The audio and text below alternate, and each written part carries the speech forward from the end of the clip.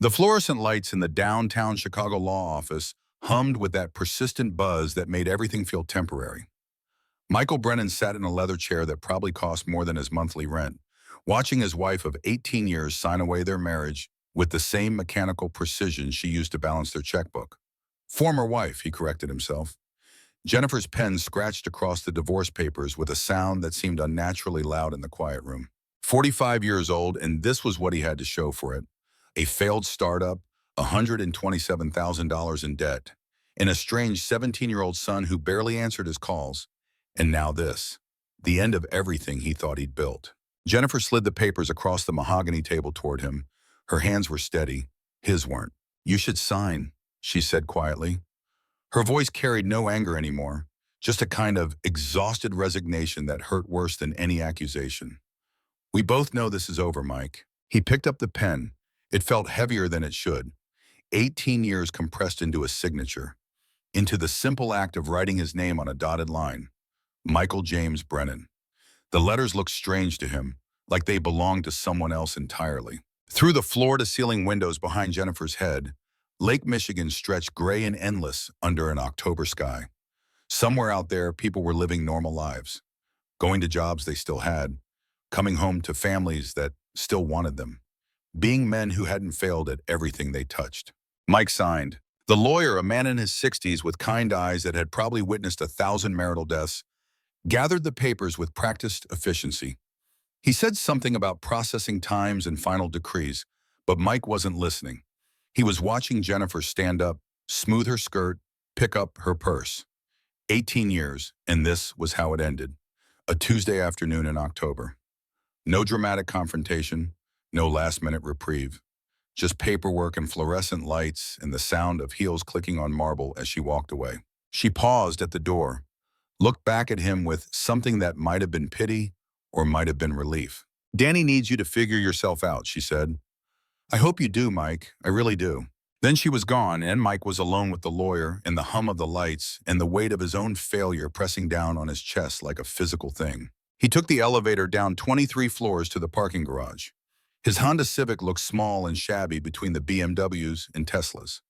The driver's side door stuck like it always did. He had to kick it twice before it opened. Inside, the car smelled like old coffee and the kind of defeat that seeps into upholstery. Mike sat behind the wheel and didn't start the engine. Just sat there, breathing, trying to remember when exactly everything had started falling apart. Was it 8 months ago when the startup collapsed? Was it 3 years ago when he stopped being present at Danny's basketball games? Was it 5 years ago when he started drinking more nights than not? Or was it further back than that? Was it the day he left Iowa at 18, driving away from his father's farm with a full scholarship to Northwestern and a certainty that he'd never look back? Was it all the years he spent climbing the corporate ladder, proving he was more than just some farmer's son? Was it every time his father called and Mike was too busy to answer? His phone buzzed in his pocket, probably Jennifer's lawyer with some follow-up question, or maybe a creditor. He had 5 of those calling regularly now. But when he pulled out the phone, the notification showed a FedEx delivery confirmation from 2 weeks ago. He'd been ignoring it, letting the package sit unopened on his kitchen counter in the studio apartment that was all he could afford now. He knew what it was. He'd known since the moment he saw the return address. Law Office of Sarah Chen, Cedar Falls, Iowa. Cedar Falls, the town he'd spent 18 years trying to forget. The place where Thomas Brennan, his father, had lived and worked and died without his only son there to say goodbye. Mike finally started the car. The engine coughed twice before turning over. He drove through Chicago traffic in a kind of numb autopilot, barely seeing the other cars, barely hearing the honks when he cut someone off on Lakeshore Drive. The studio apartment was in a building that had seen better decades. The elevator smelled like someone's lunch and broken dreams. The FedEx envelope sat exactly where he'd left it, propped against the microwave in his kitchenette. Heavy manila paper, professional label, the kind of package that contains life-changing information. He'd walk past it every morning for 2 weeks, making coffee, avoiding it like it was radioactive. Mike opened a beer instead, his 4th of the day, or maybe 5th, he'd lost count. But the envelope sat there, patient and inevitable, and finally he couldn't ignore it anymore. He set down the beer, picked up the package, tore open the tab. Inside, three things. First, a formal letter on law office stationery. The language was careful, legal, gentle in that way lawyers are gentle when delivering bad news. We regret to inform you, passed away, sudden cardiac event, 72 years old, buried beside his wife Catherine in Cedar Falls Memorial Cemetery 3 months prior. 3 months. His father had been dead for 3 months, and Mike was only finding out now because he'd been too wrapped up in his own failures to check his mail. Second, a key.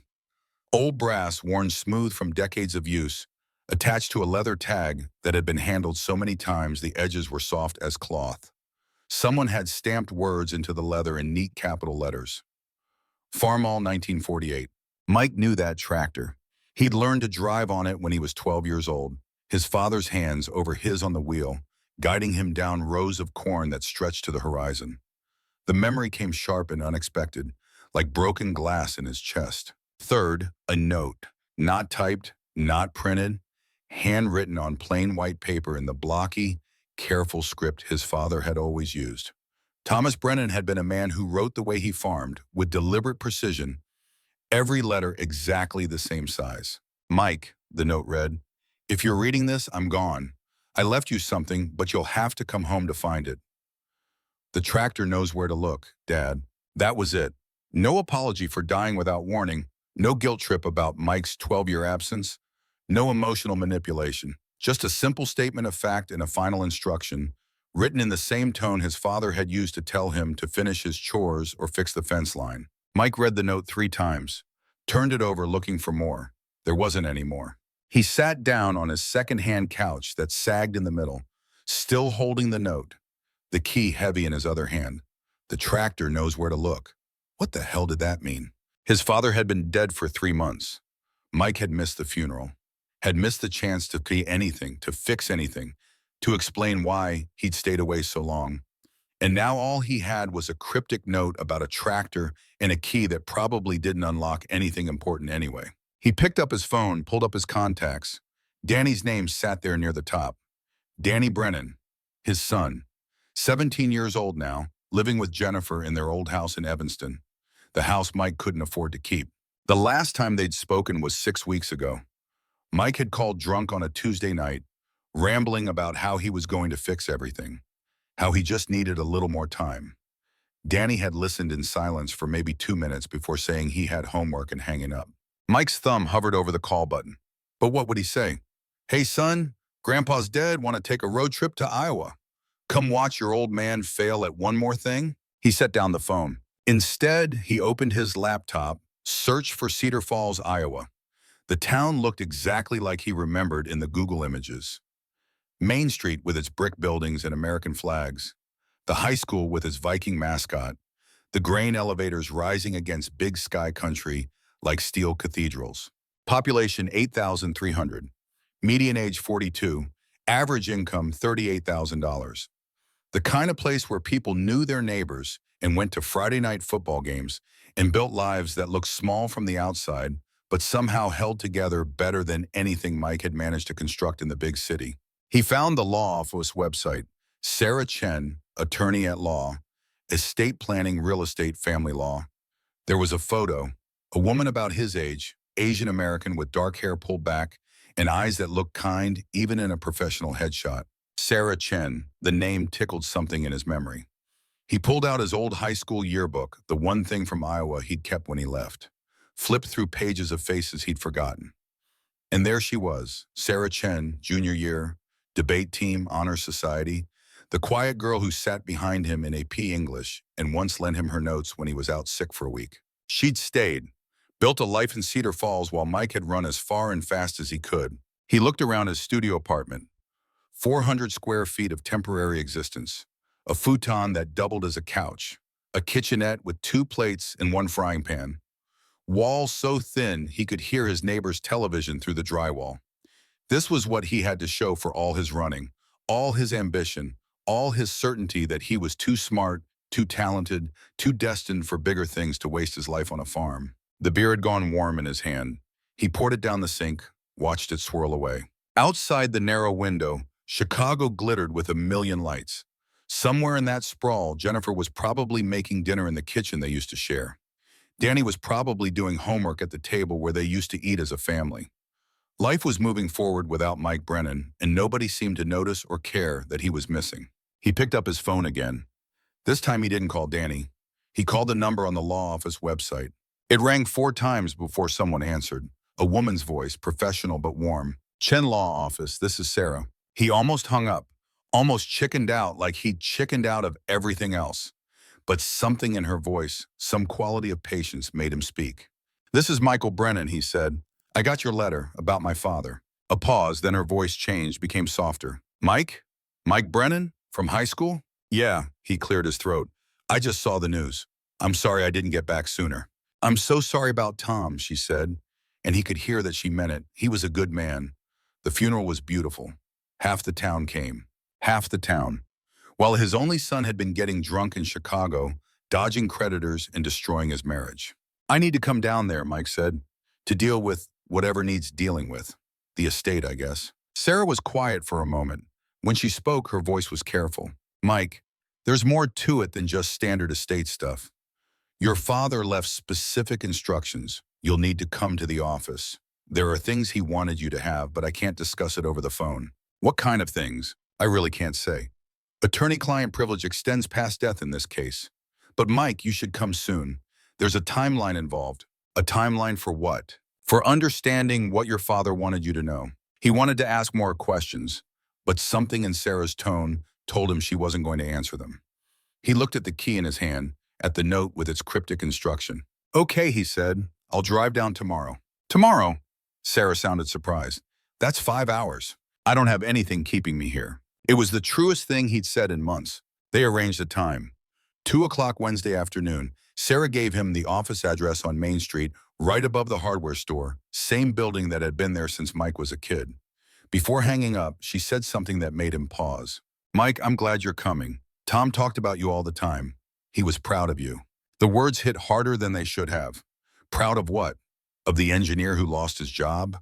Of the businessman whose company went bankrupt? Of the husband who couldn't keep his marriage together? Of the father whose son barely spoke to him? Mike hung up without responding. He spent the rest of the evening packing, which didn't take long since he didn't own much anymore. 2 duffel bags held most of his life: clothes, laptop, phone charger, toiletries. He left the furniture because it had come with the apartment, left the few dishes because he wouldn't need them where he was going, left the emptiness because he couldn't pack that anyway. He tried to sleep but couldn't, lay on the futon staring at water stains on the ceiling, thinking about the last time he'd seen his father alive. 12 years ago, right after his mother's funeral. Catherine Brennan had died of cancer at 63, and Mike had come home for 5 days. 5 days of standing in the farmhouse kitchen watching his father cook meals. Neither of them could eat. 5 days of silence, so thick it was like a third person in the room. 5 days of wanting to say, I'm sorry for staying away, sorry for missing so many years, sorry for being too busy to visit, but never finding the words. On the last day standing in the driveway beside his rental car, his father had looked at him with those steady gray eyes and said, You don't have to come back, Mike. I know you've got your own life. It was permission, maybe. Or maybe it was a test. Either way, Mike had failed it. He'd nodded, shook his father's hand like they were business associates, driven away and not looked back. And now 12 years had passed, and his father was dead, and Mike had never said any of the things that needed saying.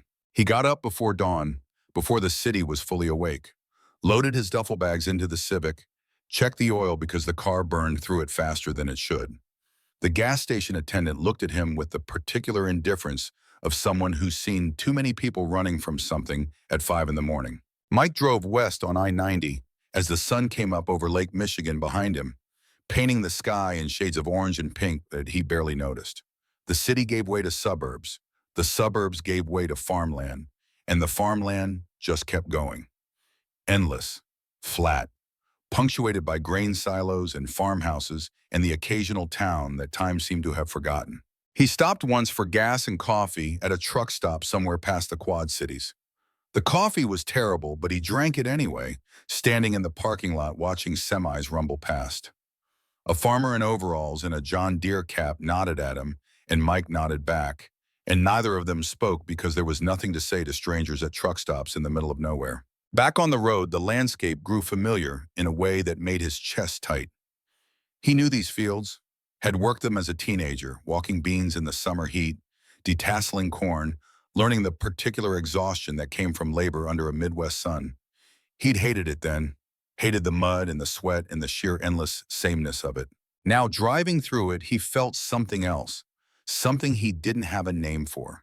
Not quite nostalgia, not quite regret, just a deep, bone-level recognition that this place had shaped him in ways he'd spent 27 years trying to deny. Cedar Falls appeared on the horizon the way small Iowa towns always did, announced first by grain elevators and water towers, then by the gradual clustering of houses and trees. Population 8,300, the Green Highway sign proclaimed. Welcome to Cedar Falls, where friends meet. Mike drove down Main Street at exactly 25 miles per hour because everyone in small towns drove exactly the speed limit. The town looked frozen in time. The same brick storefronts, the same diner with its neon sign, the same hardware store, same pharmacy, same bank with its digital temperature display reading 52 degrees. A few things had changed. There was a Subway now where the old Five and Dime used to be. The movie theater had closed, its marquee blank and weathered. But mostly it was the same. The kind of town that held on to itself with quiet determination while the world moved on around it. He found parking on Main Street in front of Chen Law Office. The building was old brick, 2 stories with apartments on top and businesses below. A wooden staircase ran up the outside to a second-floor entrance. Mike checked his phone. 1:45, 15 minutes early. He sat in the car, engine off, watching people walk past on the sidewalk. Recognized a few faces, older versions of people he'd gone to school with. A woman who might have been Lisa Morrison. The cheerleader he'd had a crush on sophomore year. A man who could have been Dave Schmidt, who used to work at his father's side during harvest. None of them looked at him. Why would they? He was just another stranger in a parked car. Finally, he got out, climbed the wooden stairs that creaked under his weight, pushed open the door with its frosted glass panel reading Sarah Chen, attorney at law. The office was small but well kept. Hardwood floors, filing cabinets along one wall, a reception desk with nobody behind it, the smell of coffee and old paper. A single window looked out over Main Street. Mike? The voice came from an inner office. Sarah Chen appeared in the doorway, and Mike felt a small jolt of recognition. She'd changed less than he would have expected, still had the same quiet grace, the same intelligent eyes. A little older, some gray in her hair, but fundamentally the same person who'd sat behind him in English class a lifetime ago. She smiled, and it was warm and sad at the same time. "It's good to see you," she said, extending her hand. "I wish it were under better circumstances." Her handshake was firm, professional, but when he met her eyes, he saw something there that looked like genuine compassion, and it nearly broke him. "Come in," she said. "We have a lot to discuss." Her office was lined with law books and file folders, but there was personality too. A photo of a man and 2 teenage daughters, a small Buddha statue on the windowsill, a coffee mug that read, "World's Okayest Lawyer." Sarah gestured to a chair across from her desk, then sat down herself. Between them, a manila folder lay closed. She opened it carefully, like it contained something fragile. "Mike, I'm going to be direct with you. Your father spent the last 2 years of his life preparing for this conversation. Well, not this conversation exactly. He knew he wouldn't be here for it, but he wanted to make sure you understood some things." Mike felt his throat tighten. "Okay." Sarah pulled out a document, slid it across the desk. Mike saw his father's signature at the bottom, bold and clear. "Tom left you 80 acres of farmland," she said, "plus the old farmhouse and the barn. It's about 5 miles outside town, down Old Miller Road. Not the main farm where you grew up. Your brother Frank got that back in 2015. Mike blinked. "I don't have a brother named Frank." Sarah looked at him with surprise. Then something like understanding crossed her face. "Oh, you really have been gone a long time, haven't you?" She pulled out another document, this one older, more yellowed. "Frank Brennan," she said gently. "Your half-brother. From your father's first marriage before he met your mother. Frank is 52 now, lives over in Waterloo, works at the Rath packing plant." Mike felt like the floor had tilted. A half-brother, his father had a whole other son, and Mike had never known. Sarah continued, her voice careful. "Frank inherited the main farm, the 320 acres where you grew up. But he ran into trouble, bad investments, some gambling debts, lost it all to the bank about 3 years ago. Mike tried to process this. His childhood home, the land his grandfather had bought in 1948, lost to foreclosure. Your father took it hard, Sarah said. He was in his 70s by then, living on Social Security and a small pension. But when the bank auctioned off parcels of the old farm, Tom used every penny he had saved to buy back 80 acres. The 80 acres at the northeast corner, near the creek. The land his father originally homesteaded. Why, Mike heard himself ask. Sarah's smile was sad. He said it was for you. Said his youngest son would come home eventually, and when he did, he'd need a place to land. The words hit Mike like a physical blow. His father, old and alone, spending his last savings to buy land for a son who hadn't visited in 12 years. A son who couldn't be bothered to return phone calls. A son who was too wrapped up in his own failure to notice his father was dying. There's more, Sarah said. She pulled out a small wooden box, set it on the desk between them. Tom left this with me. Made me promise not to open it, just to give it to you when you came. Mike stared at the box. Simple pine, the kind his father used to make in the workshop during winter. No lock, just a small brass latch. Go ahead, Sarah said softly. Mike opened the box. Inside, wrapped in cloth, was the key he had already received in the mail. But here it was nestled in its original context. Beside it, a folded piece of paper, a small photograph, and what looked like a map hand-drawn on graph paper. Mike picked up the photograph first. It was old, the colors faded. A younger version of his father, maybe 40 years old, standing beside the farm mall, 1948. And next to him, a boy of about 12. The boy was grinning, hands on the tractor's wheel, eyes bright with achievement. Mike recognized himself. Recognized that moment. The day he'd driven the tractor solo for the first time. His father's hand rested on his shoulder in the photo. Mike had forgotten that. Forgotten the weight of that hand, the pride in his father's eyes that day. He'd forgotten so much in his hurry to leave it all behind. The note was in his father's handwriting. Mike, if you're reading this, I'm gone. I left you something, but you'll have to come home to find it. The tractor knows where to look, Dad. The same note from the FedEx package, but here in its original form, written with the same pen his father had used to write grocery lists and check registers and notes to himself about when to plant and when to harvest. Sarah was watching him carefully. Mike, there's one more thing. A condition. Of course there was. His father had always been a man of conditions and expectations and tests. The will states that you have to live on the property for 6 months, she said. From October through April, plant, tend, and harvest. If you do that, the 80 acres transfers to you permanently. If you don't, the land gets sold and the proceeds go to the Future Farmers of America Scholarship Fund. 6 months. Mike thought of his studio apartment back in Chicago, his unemployment, his shattered marriage, his son who barely spoke to him. What if I say no, he asked. Sarah's expression didn't change. Then you say no. Your father made it clear this was a choice, not an obligation. But Mike, he spent 2 years getting this ready for you.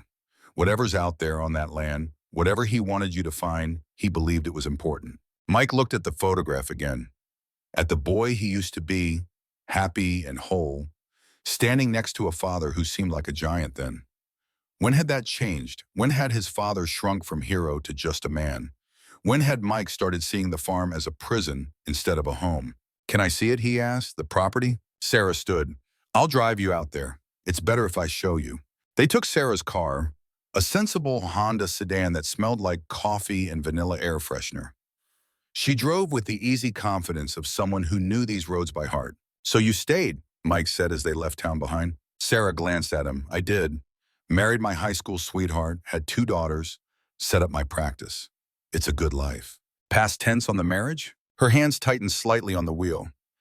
David died 2 years ago. Cancer. He was a good man. I'm sorry. She nodded, eyes on the road. You learn to carry it. The grief becomes part of you, like an old injury that aches when the weather changes. They drove in silence for a while. Fields stretched out on either side, harvested down to stubble, waiting for winter. The sky was that particular shade of gray that meant Iowa in October, heavy with the promise of cold. Your father used to come into town every Friday, Sarah said. Coffee at the diner, then grocery shopping. He'd always stop by my office just to chat. He talked about you a lot. Mike felt something twist in his chest. What did he say? That you were an engineer, that you'd done well for yourself in Chicago. He was proud, Mike. He'd show me articles you'd written for trade publications. He kept track. The guilt was overwhelming.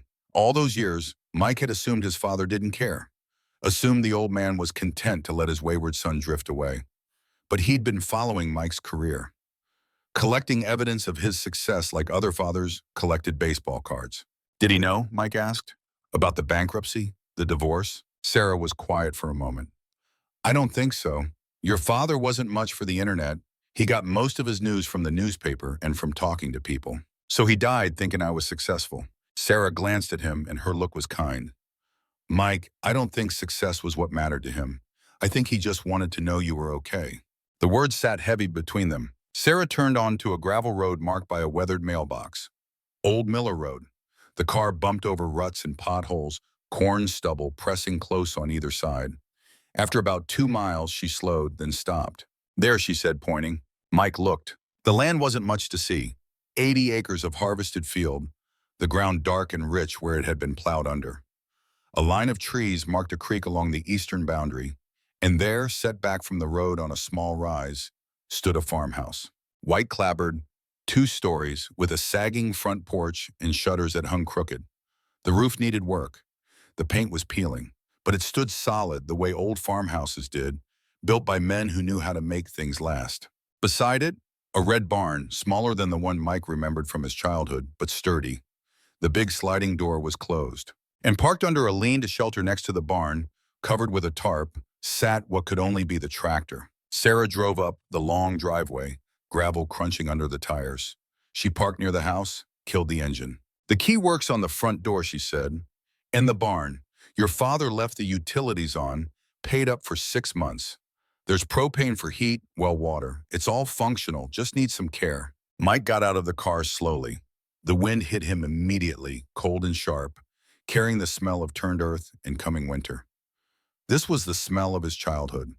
Soil and sky and the particular loneliness of open spaces. He walked toward the farmhouse, climbed the 3 steps to the porch. The boards groaned under his weight, but held. The front door had an old brass lock that looked like it had been there since the house was built. The key from the box fit perfectly. The door swung open with a creak that sounded like a sigh. Inside, the house was dim and cold, but clean. Someone had been taking care of it, sweeping the floors, washing the windows, keeping the dust at bay. The front room held furniture that looked like it came from the 1970s. A couch with plaid upholstery, a rocking chair by a stone fireplace, built-in bookshelves lined with paperbacks and farming almanacs. Mike walked through slowly, Sarah following at a respectful distance. The kitchen had pale yellow cabinets and a porcelain sink stained with rust. An old electric stove, a table with 4 mismatched chairs. Upstairs, 3 bedrooms. The largest had a bed frame with no mattress, a dresser with drawers that stuck when he tried to open them. The second bedroom was empty except for dust and afternoon light filtering through grimy windows. But the third bedroom made Mike stop in the doorway. It was his room from childhood, not a replica. The actual room, preserved like a museum. His single bed with its blue bedspread. His bookshelf with Hardy Boys mysteries and choose-your-own-adventure books. His desk where he'd done homework. Even the posters on the wall, Chicago Cubs and Michael Jordan, faded but still there. On the desk sat a leather-bound journal, thick and well-worn. Mike picked it up with hands that trembled slightly. Opened it to the first page. January 1st, 1985. It read in his father's careful handwriting. New year, new journal. Kate gave me this for Christmas. Says I should write down my thoughts. We'll see how long this lasts. Mike flipped through pages. Entries for every day, some long, some just a line or two.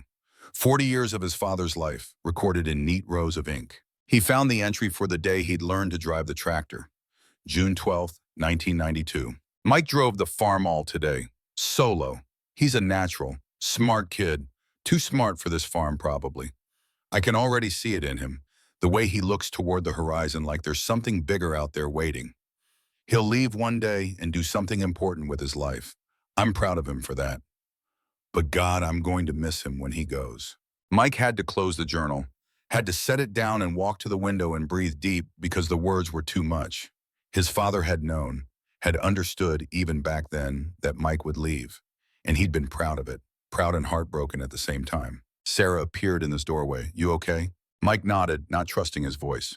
"There's one more thing you should see," she said. She led him back downstairs, out the back door, across a yard overgrown with weeds to the barn. The big door rolled open on tracks that squealed in protest. Inside, the barn smelled like old hay and motor oil and decades of honest work. Tools hung on the walls, workbenches lined with coffee cans full of nails and screws. And there, in the center of the space like a shrine, sat the Farmall 1948. Someone had pulled off the tarp. The tractor gleamed in the dim light filtering through dusty windows.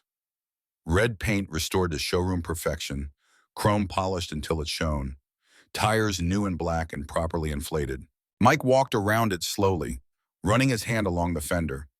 The metal was cool and smooth under his palm. "Your father spent the last 2 years of his life restoring it," Sarah said quietly. "Every weekend, every spare hour. Earl Watson helped him some, but Tom did most of it himself. Said it was the only thing worth leaving you that meant anything." "The key," Mike said. "The one in the box." "Try it." Mike climbed up onto the tractor, settled into the seat that had been reupholstered in new vinyl but still felt familiar. The key slid into the ignition like it was coming home. He turned it, and the engine caught on the first try, rumbling to life with a sound that vibrated through his whole body. He sat there, engine running, hands on the wheel where his hands had been when he was 12 years old, where his father's hands had guided his, where 3 generations of Brennan men had sat and worked and connected to the land in the most fundamental way. "Under the seat," Sarah said, raising her voice over the engine, "there's a toolbox." Mike shut off the ignition. In the sudden silence, he could hear his own breathing, fast and shallow. He lifted the seat. Underneath, bolted to the frame, sat a metal toolbox painted red to match the tractor. It had a lock, old brass like the one on the front door. The key fit. Inside the toolbox, arranged with the same careful precision his father brought to everything, were 8 small envelopes. Each one was numbered, 1 through 8, and underneath the envelopes, a piece of graph paper with a hand-drawn map. Mike pulled out the map. It showed the 80 acres divided into 8 sections, each one numbered to correspond with the envelopes. And at the bottom, in his father's handwriting, a note. 1 parcel for each truth. Work the land, find the answers. Start with number 1. Mike opened the first envelope with fingers that had gone numb. Inside, a single piece of paper with a handwritten clue. Where you learn to drive. 47 steps from the old oak. Dig 3 feet down. He looked up at Sarah. She was watching him with an expression he couldn't quite read. "He left you a treasure hunt," she said softly. 8 parcels. 8 truths. He spent 2 years setting this up, Mike, burying things in specific places, writing clues, making sure it would all wait for you. "Why?" The word came out rough. "I think," Sarah said, "he was trying to tell you something he didn't know how to say when he was alive." Mike looked down at the map, at the 8 sections, at his father's careful handwriting. The tractor knows where to look. Not a metaphor, literal instruction. The tractor restored with love and labor, holding the key to 8 buried truths. He thought of the journal upstairs, 40 years of his father's thoughts. The farmhouse preserved like a time capsule.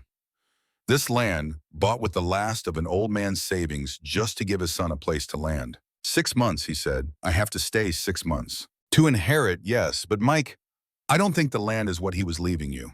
I think he was leaving you a chance to understand, to heal, to find whatever you've been running from all these years." Mike climbed down from the tractor, stood in the barn his father had worked in. On land his grandfather had homesteaded. 3 generations of Brennan men, and here he was, 45 years old and completely lost, being offered one last chance to find his way home. Outside, the sun was starting to set, painting the Iowa sky in shades of orange and gold. Sarah excused herself, said she had to get back to town, that he could call her if he needed anything. Mike walked her to her car. "What do you think I should do?" he asked. Sarah smiled, but it was sad. "I think you already know, Mike, or you wouldn't still be standing here." She drove away, taillights disappearing down the gravel road, and Mike was alone. He walked back to the barn, stood looking at the Farmall 1948 gleaming in the fading light. Tomorrow he could drive back to Chicago. Tomorrow he could reject all of this, let the land go to scholarship funds, return to his studio apartment and his failure and his slowly drowning life. Or he could stay, could spend 6 months on this land, could follow his father's treasure hunt and dig up whatever truths waited buried in the black Iowa soil. Mike pulled out his phone. No signal, of course. The farm was too far from town. He'd have to drive to get reception. He got in his Civic, drove back to the main road, pulled over when the bars appeared on his phone, sat there in the gathering dark, engine running for heat, trying to decide who to call. Finally, he dialed. It rang 4 times. He almost hung up.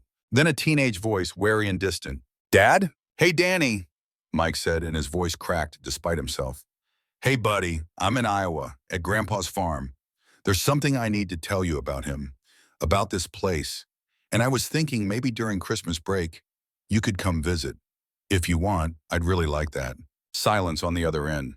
Mike could hear his son breathing. "Why are you there?" Danny finally asked. Mike looked out at the darkening fields, at the land his father had left him. "I think I'm trying to find something," he said honestly. "Something I lost a long time ago." More silence. Then Danny said in a voice that sounded younger than 17, "Does it have to do with why you and Mom split up?" "Maybe," Mike said. "Probably. I don't know yet, Dan, but I'm going to find out." "Okay," Danny said slowly. "Okay, I'll think about Christmas." It was more than Mike deserved, more than he'd hoped for. "I love you," he said.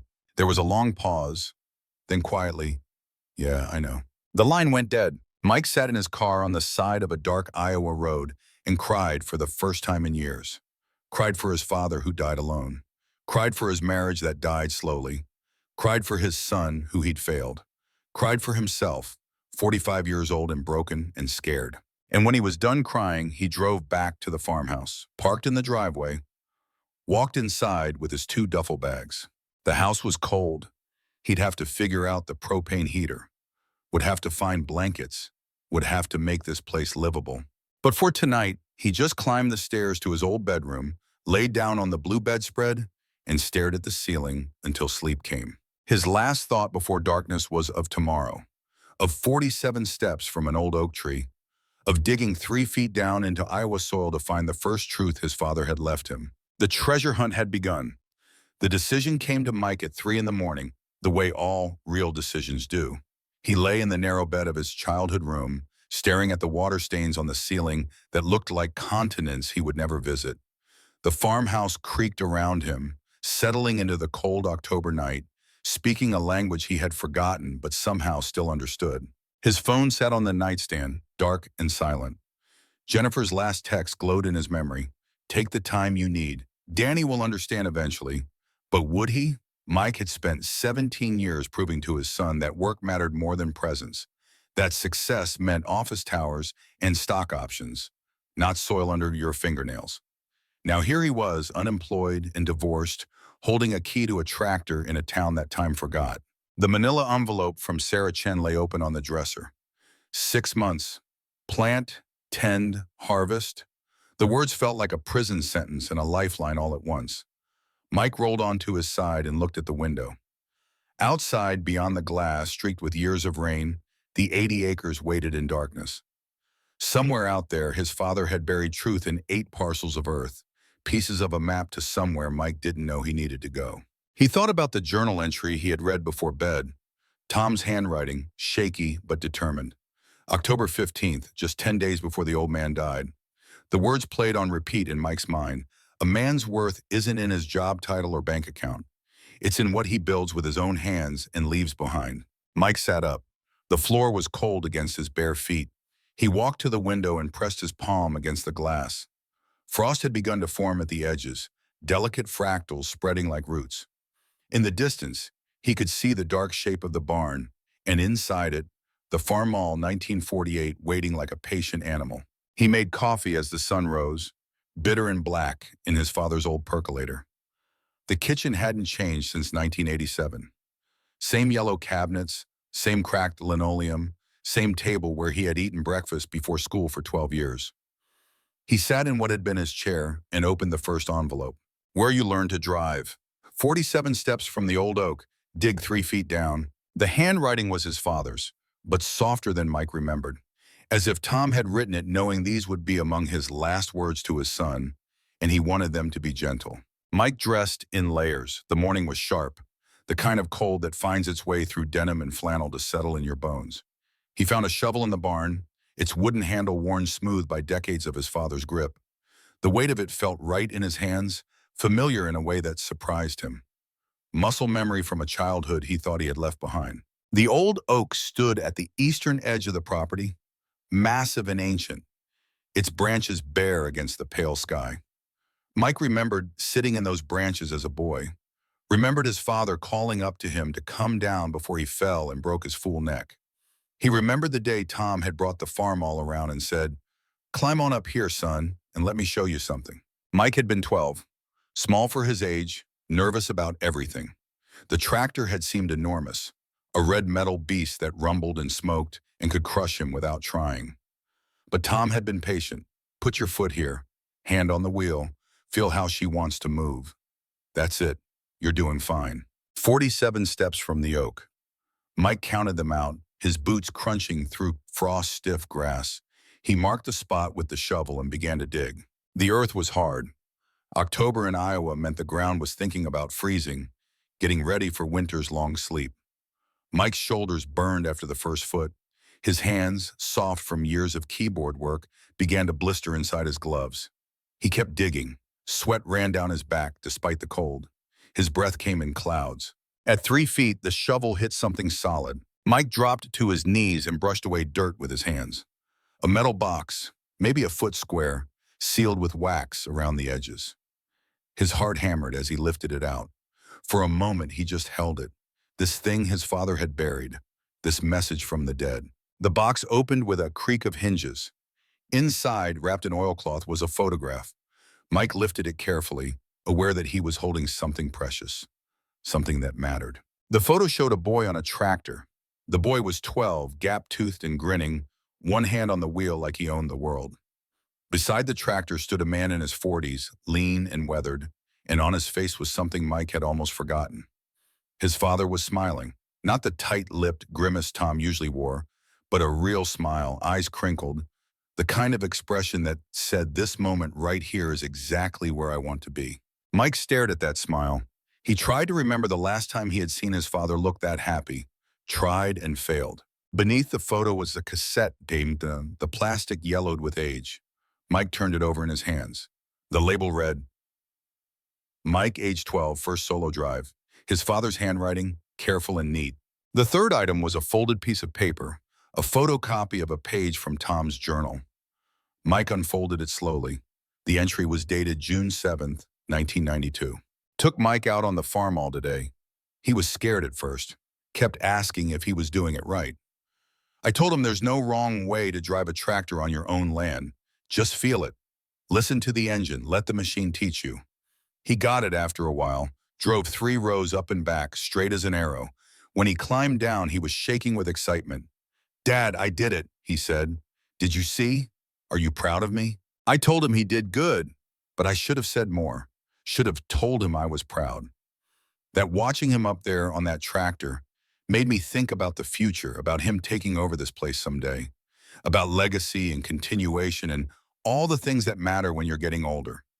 Should have told him he was a natural, that he had good hands, that he made me think maybe this family's work would go on after I was gone. But I didn't say any of that. Just told him he did good and we should get back to work. I watched him walk toward the house and I thought about my own father, who never told me he was proud either. Watched him disappear inside and I thought, I'm doing the same thing. Passing on the silence, the inability to say what matters. Mike, if you're reading this, know that I was proud, that day and every day after. You were always enough, son, more than enough.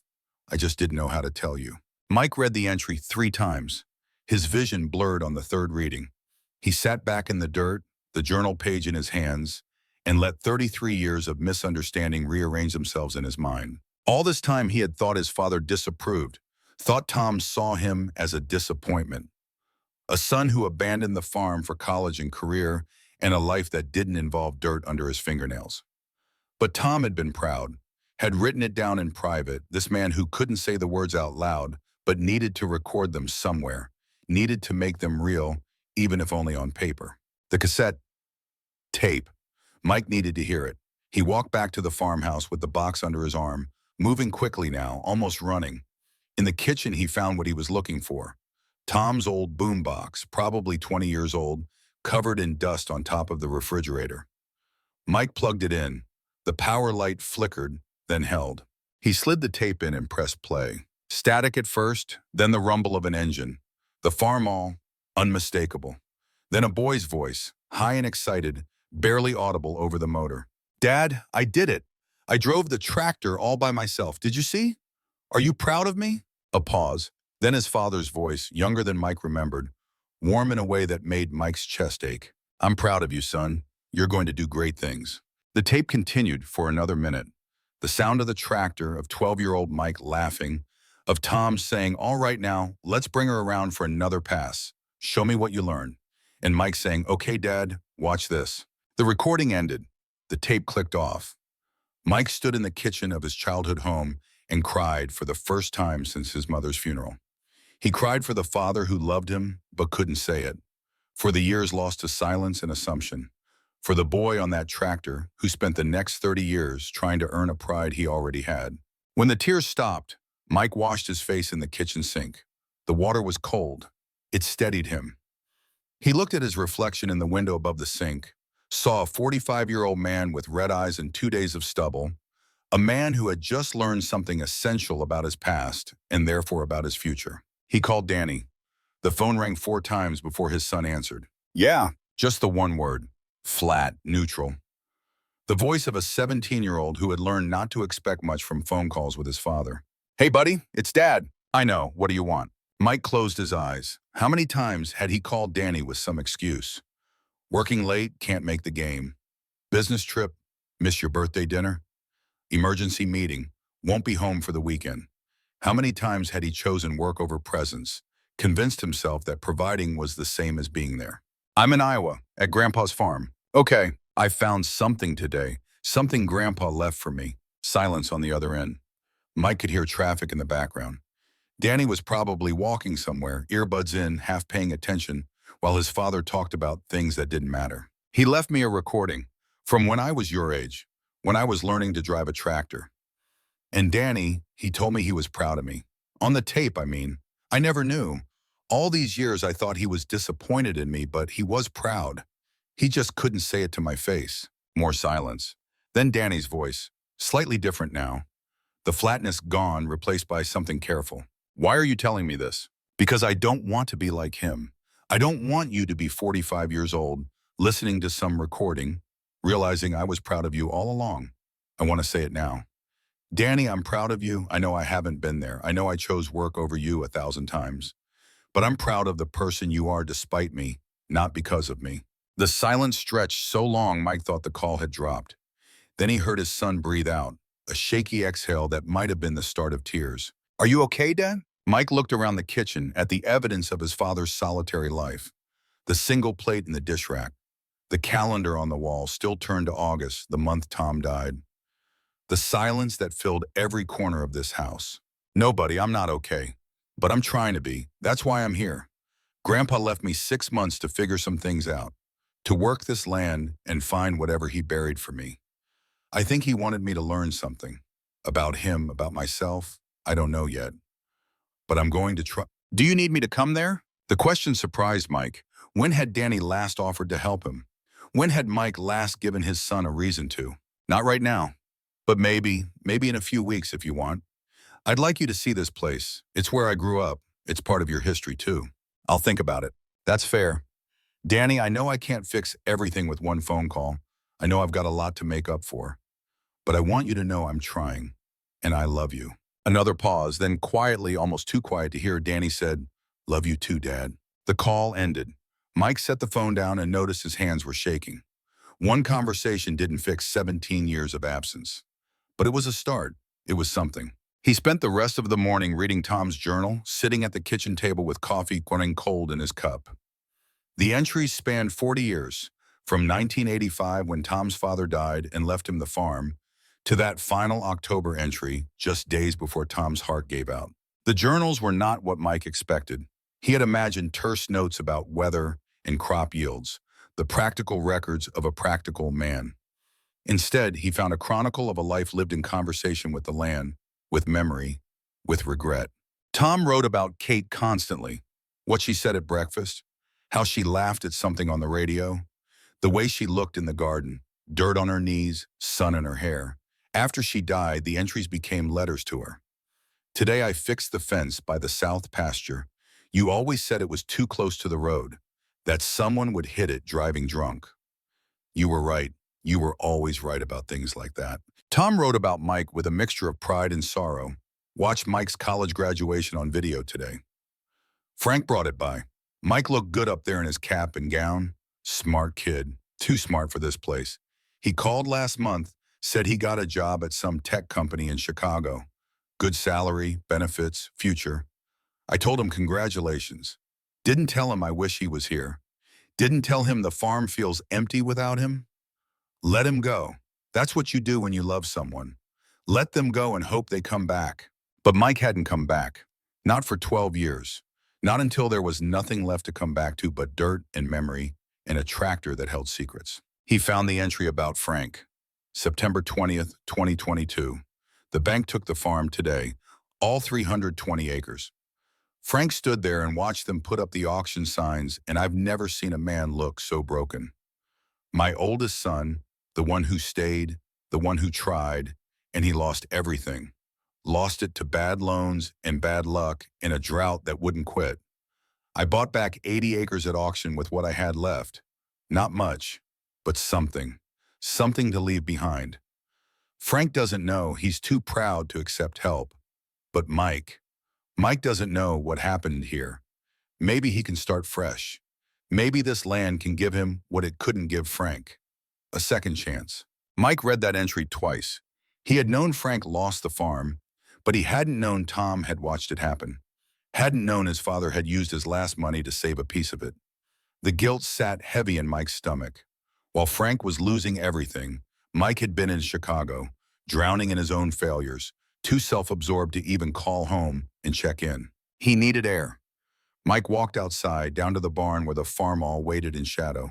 The afternoon light slanted through gaps in the boards, catching dust motes and turning them gold. He ran his hand along the tractor's hood, feeling the slight roughness where rust had been sanded down and painted over. Tom had restored this machine with dying hands, had made it beautiful again, had saved it from decades of weather and neglect. Earl Watson's truck pulled into the driveway, gravel crunching under old tires. Earl climbed out slowly, a man who had lived 72 years and felt every one of them. He carried a covered dish, steam rising from beneath the foil. "Figured you might not be cooking for yourself," Earl said. "Made some beef stew, your daddy's favorite." Mike took the dish, felt its warmth through his gloves. "Thank you, Earl. You didn't have to do that." "Didn't have to. Wanted to." Earl looked past Mike at the open barn door, at the farmall visible inside. "You found the first one." It wasn't a question. Mike nodded. The tape, the photo, the journal entry. "He was proud of you, you know. Talked about you all the time. Used to drive me crazy, honestly. Mike this, Mike that. My son the engineer, making something of himself." Mike felt his throat tighten. Then why didn't he ever tell me? Earl was quiet for a moment, looking out at the fields. When he spoke, his voice carried the weight of a lifetime lived alongside Tom Brennan. "Your daddy grew up with a hard man. Patrick, your grandfather, he was tough. Expected perfection. Never gave praise. Tom swore he'd be different with his boys. But you know how it goes. We become what we know, even when we don't want to. Tom loved you fierce. But showing it, saying it out loud, that scared him more than drought or debt or any damn thing this land could throw at him. Why? Because what if he said it and you didn't say it back? What if he opened up and you were already too far gone?" Earl shook his head. "Fear makes fools of us all, Mike. Your daddy was brave about a lot of things, but he was afraid of losing you. So he said nothing and lost you anyway." Mike looked down at the stew in his hands, watched steam curl up into the cold air. "I wasted so much time. You're here now. That's what matters." Earl clapped him on the shoulder. "You gonna stay the 6 months?" "I don't know." Mike surprised himself by being honest. "I don't know what I'm doing, Earl. I'm not a farmer. I don't know the first thing about working this land." "You learned once, you'll learn again." Earl started back toward his truck, then paused. "Your daddy left you 8 parcels. You found the first. The rest, they'll teach you what you need to know. But you gotta do the work. Can't just dig them up and walk away. You gotta plant, tend, harvest. That's what the will says. I read it. Then you know, this ain't about finding buried treasure. It's about finding yourself. Earl climbed into his truck, started the engine. It coughed to life, diesel smoke puffing into the evening air. I'll be back in a few days. Check on you.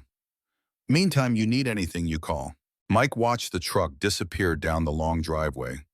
He stood there until the sound of the engine faded completely, until there was nothing but wind in the empty fields and the distant call of crows settling into the trees for night. He ate the stew at the kitchen table alone. It was good, rich and thick, the kind of food meant to stick to your ribs through a long winter. Mike remembered eating this same stew as a boy, after a day spent helping Tom with whatever needed doing. Remembered his father sitting across from him, eating in silence. The two of them tired and content in the wordless way of men who had worked together. After dinner, Mike washed the dish and put it aside to return to Earl. He walked through the farmhouse, looking at it with new eyes. This place was his now. For 6 months anyway. Maybe longer if he decided to stay. But stay and do what? He was a software engineer, had been anyway. What did he know about farming? He found himself in his old bedroom again, standing at the window. The moon was rising, nearly full, casting silver light across the 80 acres. Mike could see the barn, the fields beyond, the distant line of trees that marked the eastern boundary. It looked like a painting, beautiful and still, and utterly foreign. His phone buzzed. A text from Jennifer. Danny told me about your call. Thank you for that. He needed to hear it. Mike typed back. I should have said it years ago. Her response came quickly. You're saying it now, that's what matters. He wanted to ask her if there was any chance, any possibility that they could fix what was broken between them. But he knew the answer. Some things, once broken, stay that way. Jennifer had moved on. Was dating someone Danny had mentioned? A teacher from the school where she worked. Someone reliable. Someone present. Mike set the phone down and climbed into bed. The mattress was lumpy, the quilt old and thin, but he was exhausted in a way he hadn't been in years. Exhausted from physical work, from digging in cold earth, from feeling things he had avoided feeling for far too long. Sleep came quickly. He dreamed of tractors in his father's hands, of rows planted straight and true, of a boy learning to drive while a man watched with quiet pride. He woke to frost on the windows and a decision made in sleep. He would stay. 6 months, he would do what the will required. Plant, tend, harvest. Not for the land or the money or because Tom's ghost demanded it. He would stay because he needed to. Because somewhere in these 80 acres and 8 buried parcels was the answer to a question he had been asking his whole life without knowing it. Who am I when everything else is stripped away? Mike made coffee and stood at the kitchen window, watching dawn break over frozen fields. The work ahead was immense. He had no idea where to start. But Earl had said he would help, and there were still 7 parcels to find, 7 more pieces of his father's last message. He thought about envelope number 2, still sealed in the toolbox under the farmall seat. The instructions said he had to earn them, had to work the land. Mike didn't know what that meant exactly, but he knew where to start. He dressed in layers, pulled on his father's old work boots. They fit. He walked to the barn and stood before the farmall. The machine looked back at him, patient and waiting. Mike climbed up into the seat, settled his hands on the wheel. The metal was cold even through his gloves. He found the key hanging on a nail by the barn door, slid it into the ignition. For a moment, he just sat there, 12 years old again, waiting for his father to tell him what to do. But Tom was gone. There was no one to give instructions, no one to say you're doing it right or be careful or I'm proud of you. Mike turned the key. The engine coughed once, twice, then caught. The farmall rumbled to life beneath him, powerful and sure. He let it idle for a minute, getting used to the vibration, the sound, the smell of diesel and old metal. Then he eased it forward, out of the barn into the pale morning light. The tractor rolled across the yard toward the fields. Mike's hands remembered what his mind had forgotten. How to shift, how to steer, how to feel the machine respond to his touch. He drove to the edge of the first field, the northernmost 20 acres, and stopped. The land stretched before him, wild and waiting. Weeds and volunteer corn from seasons past, fence posts leaning, soil that hadn't been turned in years. It would take weeks to clear this. Weeks of hard work before he could even think about planting. But that was okay. He had 6 months. He had time. Mike climbed down from the tractor and walked into the field. He bent and picked up a handful of earth, letting it run through his fingers. Iowa soil, black and rich, the foundation of everything. His grandfather had worked this dirt. His father had worked it. Now it was his turn. He thought about Danny, 17 and angry and lost. Thought about calling him again, asking him to come out for a weekend. They could work together. Mike could teach his son what Tom had taught him. Not just how to drive a tractor, but something deeper. How to be present, how to listen, how to say I'm proud of you before it's too late. The sun climbed higher, burning off frost, warming the air just slightly. Mike stood in the field and felt something shift inside him. Not peace, not yet, but the possibility of peace. The knowledge that he was exactly where he needed to be, doing exactly what he needed to do. He had come here broken, divorced, unemployed, estranged from his son, carrying grief and failure like stones in his pockets. But the land didn't care about any of that. The land just waited, ready to teach anyone humble enough to learn. Mike walked back to the farmall, climbed up and started working. He would clear this field. He would find the second parcel and the third and all the rest. He would plant and tend and harvest, not crops, but understanding. And maybe, if he was lucky, he would learn what his father had been trying to tell him all along. That a man's worth isn't measured in office towers or bank accounts or any of the things the world says matter. It's measured in what he builds with his own two hands, in what he leaves behind when he's gone, in the quiet knowledge that he showed up, did the work, and loved the people who mattered even when he didn't know how to say it. The farmall rolled forward into November cold. Mike worked the land from dawn until dark, his body learning rhythms it had forgotten. Blisters formed and broke and calloused over. His back learned to bend without complaint. The softness of Chicago office life melted away like morning frost under the Iowa sun. 3 weeks into the work, Mike opened the second envelope.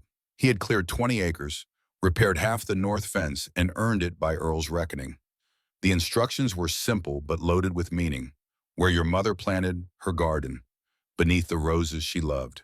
The garden was on the south side of the farmhouse, long since overgrown. Mike remembered it from childhood. Remembered his mother kneeling in the dirt, her hands gentle with seedlings, her face peaceful in a way it never was inside the house where she fought the losing battle of keeping order in a household of men. Kate had died in April of 2013. Cancer, quick and vicious. Mike had come home for the funeral, had stood by the grave for 20 minutes, then driven back to Chicago the same day because he had a presentation Monday morning that he couldn't miss. He had never forgiven himself for that, never returned to visit her grave, never called his father to ask how he was managing the grief alone. The rose bushes were skeletal now, winter stripped and wild. Mike worked carefully, cutting back brambles, digging beneath where the roots would have been thickest. 3 feet down, his shovel struck metal. The chest was larger than the first box, sealed tight against moisture and time. Mike lifted it out reverently, aware that whatever lay inside had been placed there by hands that loved him, even if those hands had never quite learned how to show it. Inside the chest was a ring, Kate's wedding ring, simple gold, worn thin by decades of wear. Mike picked it up carefully, held it to the light. He could see where the band had been sized down once, where a small dent marked the time she had caught it on a fence post, and Tom had carefully hammered it back to round. This ring had lived on his mother's hand for 33 years. Tom had buried it because the sight of it was too much to bear. Beneath the ring was a letter, pages of careful handwriting in his mother's gentle script. Mike unfolded it with shaking hands and began to read. "My dearest Mike," the letter began. "By the time you read this, I'll be gone. The doctors have given me weeks, maybe a month if I'm lucky. I'm not afraid of dying, but I'm heartbroken to leave you and your father alone. You are both so stubborn, so determined to weather everything in silence. I'm the one who translates between you, who helps you hear what the other is really saying. Without me, I'm afraid you'll drift apart completely. I want you to know your father loves you more than anything in this world. He doesn't show it because he's scared. Scared you'll leave and never look back. Scared he's not good enough for a son as brilliant as you. But every night at dinner, he asks about you. Every Sunday, he drives to town to call you, even though you rarely answer. He keeps every email you send, prints them out, and reads them when he thinks no one is looking. Please don't judge him too harshly. He grew up in a generation that didn't know how to say I love you, but he shows it every day by working this land, hoping to leave you something lasting. Your father is not an eloquent man, Mike, but he is a good man, a faithful man, a man who loved me with his whole heart for 33 years and never once made me doubt it. Be kind to him, Mike, and be kind to yourself.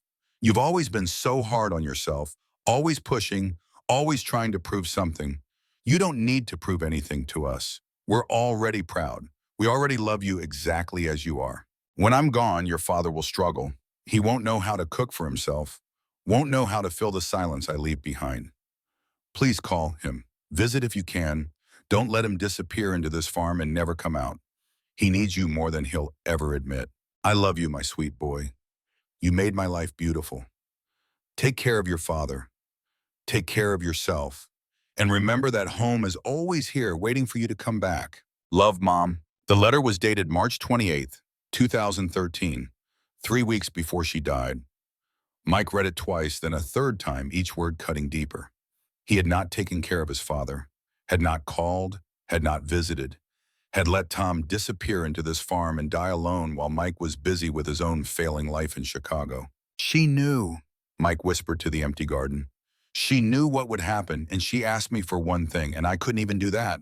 He sat among the dead rose bushes as the November sun climbed higher, holding his mother's ring and her letter, understanding for the first time the magnitude of what he had lost. Not just his parents, but years of connection, of presence, of the simple act of showing up for people who loved him. Mike stood and carefully packed the ring and letter back into the chest. He would keep them safe, would read Kate's words again when he needed reminding of what mattered. For now, he had work to do. The land was waiting. December came in with snow and bitter cold. Mike worked through it, learning to read the weather, to feel when a storm was coming by the way the air tasted, the way the animals moved. Earl came by twice a week, teaching him the old knowledge, the farmer's wisdom passed down through generations. On the shortest day of the year, Mike opened the third envelope. He had earned it through weeks of back-breaking work, through staying when every instinct said to run. The instructions were brief and heartbreaking. Where we buried Duke, he waited for you every day. Duke, the name hit Mike like a punch, their golden retriever, loyal and gentle, who had lived to be 14. Mike had gotten Duke when he was 10, had grown up with that dog as his constant companion. Duke had died while Mike was away at college in the spring of 2015. He had not come home for it, had told his parents he had finals, couldn't miss them. The truth was he hadn't wanted to face it, hadn't wanted to see the empty place where Duke should have been. Tom had buried Duke under the elms behind the barn. Mike walked there through fresh snow, his breath clouding an air so cold it burned his lungs. He knew this spot, had played here as a boy with Duke chasing sticks and rolling in the grass. The elms stood bare and stark against the winter sky, patient witnesses to 70 years of Brennan history. Mike began to dig through snow and frozen earth. It took an hour to reach the depth he needed, 3 feet down where the ground had been soft when Tom buried his son's dog 11 years ago. The box was smaller than the others, wrapped in waterproof canvas. Mike's hands trembled as he unwrapped it, not from cold, but from something deeper. The knowledge that he was about to face another failure, another goodbye he had avoided. Inside was Duke's collar, the leather cracked with age, but the tag still readable. Mike Brennan, it said, with the farm's phone number from 2 decades ago. Beneath the collar was a photograph that made Mike's throat close. Duke sitting by the front window, nose pressed to glass, looking out at the long driveway with an expression of absolute hope. And beneath that, a journal entry in Tom's careful hand, June 10th, 2015. Duke died today, 14 years old, which is a good long life for a dog, but it doesn't make it easier. He spent his last 5 years sitting by that window every afternoon, 3 o'clock like clockwork, watching for Mike's car, waiting for his boy to come home.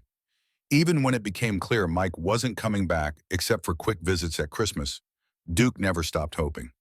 Every day, same window, same time, watching that driveway like Mike might appear any second. I buried him under the elms this morning, in the spot where he and Mike used to play fetch. Earl helped me dig. I think Duke understood loyalty better than most people I've known. Better than me, certainly. I never waited faithfully for anything. Always gave up when things got hard. Always assumed the worst. But Duke, he never stopped believing Mike would come home. Never stopped hoping. I wonder if I should have been more like that dog. If I should have waited with more patience, more faith. If I should have kept reaching out even when Mike didn't reach back. But I'm not as good as Duke was. I'm just a man who doesn't know how to say what he feels. So I bury it in the ground and hope someday someone will dig it up and understand. Mike, if you're reading this, know that Duke loved you until his last breath. And so did I. And so do I, even though I'm probably gone by now too. We're both waiting for you, Duke and me, waiting for you to come home. Mike sat in the snow beneath the elms and wept. For Duke, who had waited 5 years. For Tom, who had waited 12. For all the loyalty he had not returned, all the love he had not acknowledged, all the years he could not get back. When the tears finally stopped, Mike reburied the box with careful hands. He marked the spot with a flat stone from the field's edge, placed it gently atop the snow. A small memorial for a faithful friend who had understood love better than the humans around him. That night, Mike sat at the kitchen table with Tom's journal spread before him, reading by lamplight while the wind howled outside. He had reached 2010 in the chronology, the year Tom's health began its slow decline.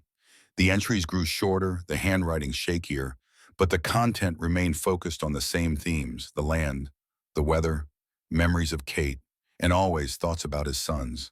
Mike found an entry that stopped him cold. Christmas Day, 2011. Spent the holiday alone. Frank came by in the morning but had to get back to his own family. Mike called around noon, said Merry Christmas, hope you're doing well. I could hear people in the background, laughter and music, his life happening without me.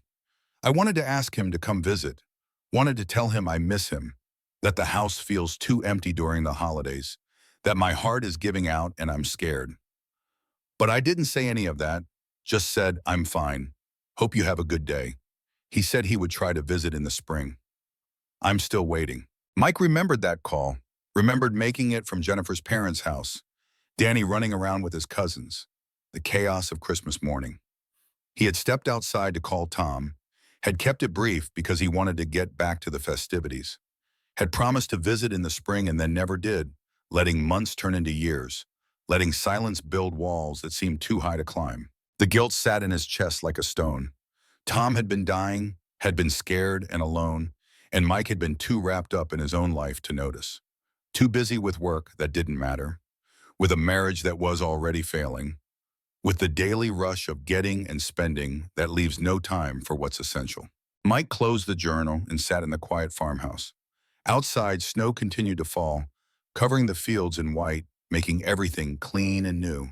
But Mike felt anything but clean. He felt soiled by his own selfishness, stained by years of choosing wrong, of putting career over connection, of assuming there would always be more time. But there wasn't more time. Tom was gone. Kate was gone. Duke was gone. All the chances to say I love you, I'm sorry, I should have been there. Those chances had passed into silence and snow and earth that held secrets Mike was only now learning to read. He walked to the window and looked out at the December night. 3 parcels found, 5 more to go, and each one teaching him something about who he had been and who he needed to become. The work was just beginning. The new year arrived quiet and cold, the world locked in ice. Mike had been on the farm for 3 months now, and the transformation was complete. The man who woke each morning at 5 without an alarm bore little resemblance to the one who had arrived in October with nothing but failure and a key. His hands were calloused and strong. His body was lean from constant work. His mind, freed from the constant noise of ambition and anxiety, had learned a different kind of thinking. Slower, deeper, rooted in the present moment rather than always reaching for the next thing. He had found 3 parcels. The tractor memory that taught him Tom had been proud. Kate's letter that taught him he had failed to care for his father when it mattered most. And Duke's collar that taught him the cost of loyalty unreturned. 3 truths excavated from frozen ground. 5 more waiting somewhere in the 80 acres, buried like seeds that would bloom into understanding if Mike could learn patience enough to let them. January passed in a blur of work. Mike cleared another 15 acres, bringing the total to 35. He repaired the entire north fence line, replacing posts that had rotted through, stringing new wire in cold so bitter his fingers went numb even through gloves. He learned to read the land, to see where water pooled and where it drained, where soil was rich and where it had been depleted. Earl came by most days, teaching him the wisdom farmers had accumulated over generations. How to judge when ground was ready for spring work, how to plan crop rotation, how to listen to what the earth was trying to say. But even as Mike worked, part of him waited. Waited for Danny to call and say he was coming.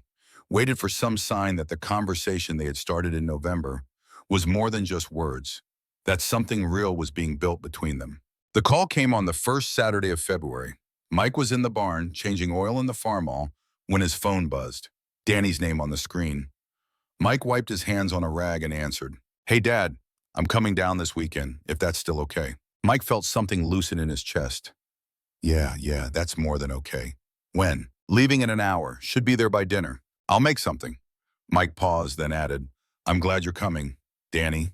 "Me too." Mike spent the afternoon cleaning the farmhouse, making up the guest room with fresh sheets, trying to see the place through his son's eyes. What would Danny think of this life his father had chosen? Would he understand? Or would he see only what Mike had seen at first? An old house in the middle of nowhere, a farm that time had left behind. Danny arrived as the winter sun was setting, his Honda pulling into the driveway just as Mike was taking a roast chicken out of the oven. Mike went to the door and watched his son climb out of the car, stretching after the long drive, looking around at the farm with an expression Mike couldn't quite read. They met in the driveway, and this time the hug was easier, more natural. Danny had grown since Mike had last really looked at him. Taller, broader in the shoulders, on the edge of manhood in a way that made Mike's chest ache with all he had missed. "You look different," Danny said, stepping back. "Stronger, older maybe. I feel different." Mike smiled. "Come on, let me show you around before it gets dark." They walked the land in the fading light, Mike pointing out what he had accomplished, Danny asking questions that showed he was listening, that he cared. They stood at the edge of the cleared fields, and Mike talked about spring planting, about soil health, about the slow work of restoration. Danny listened without the usual teenager impatience, without checking his phone every 30 seconds. "You're really going to stay?" Danny asked. "After the 6 months?" "I think so." Mike looked out at the fields going gray in twilight. "This place is teaching me things I need to learn, about work, about patience, about what actually matters." "What about your career, getting another job?" "I had a career for 20 years, made good money, and it left me divorced, alone and miserable." Mike turned to look at his son. "Maybe it's time to try something different." They ate dinner at the kitchen table, chicken and roasted vegetables, simple food that tasted better than any restaurant meal Mike could remember. They talked about small things at first, Danny's school, his girlfriend, his college plans. But as the evening wore on, the conversation deepened.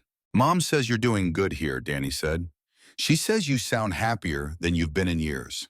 Your mom's a perceptive woman. She also said you found some things Grandpa buried, that he left you messages." Mike nodded. 3 so far. He stood and retrieved the boxes from where he kept them in his room, brought them to the table. One by one, he showed Danny what he had found. The photograph of 12-year-old Mike on the tractor, the cassette tape with Tom's voice, Kate's ring and her letter warning Mike to take care of his father, Duke's collar and the journal entry about faithful waiting. Danny studied each item carefully, reading the journal entries, holding the photograph up to the light. When he finished, he looked at Mike with something like wonder. "He loved you," Danny said. "Grandpa, he really loved you." "Yeah," Mike's voice was rough. "I just wish I'd known it when he was alive." "Why didn't he tell you?" "Fear, I think. Fear and habit and the weight of how his own father raised him." Mike paused. "The same reason I didn't tell you enough.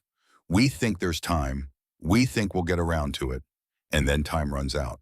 Danny was quiet for a moment. Then he said, "I don't remember you ever saying you were proud of me." The words hit like a physical blow. Mike felt his throat tighten. "You're right, I didn't. And you deserve to hear it every day. Danny, I'm proud of you, not for grades or achievements or any of that. I'm proud of who you are. You're kind and honest, and you're turning out to be a better man than I ever was." Danny's eyes were wet. He looked down at the table, then back up. "I was so mad at you, for years, for choosing work over us, for not being there. You had every right to be mad. But being here, Danny gestured around the kitchen. Seeing this, hearing about Grandpa, I think I understand now. You didn't know how to be different. You were doing what you thought you were supposed to do. That doesn't make it okay. No, but it makes it human. Danny reached across the table and put his hand on Mike's. We can't change what happened, Dad, but we can start from here, build something new.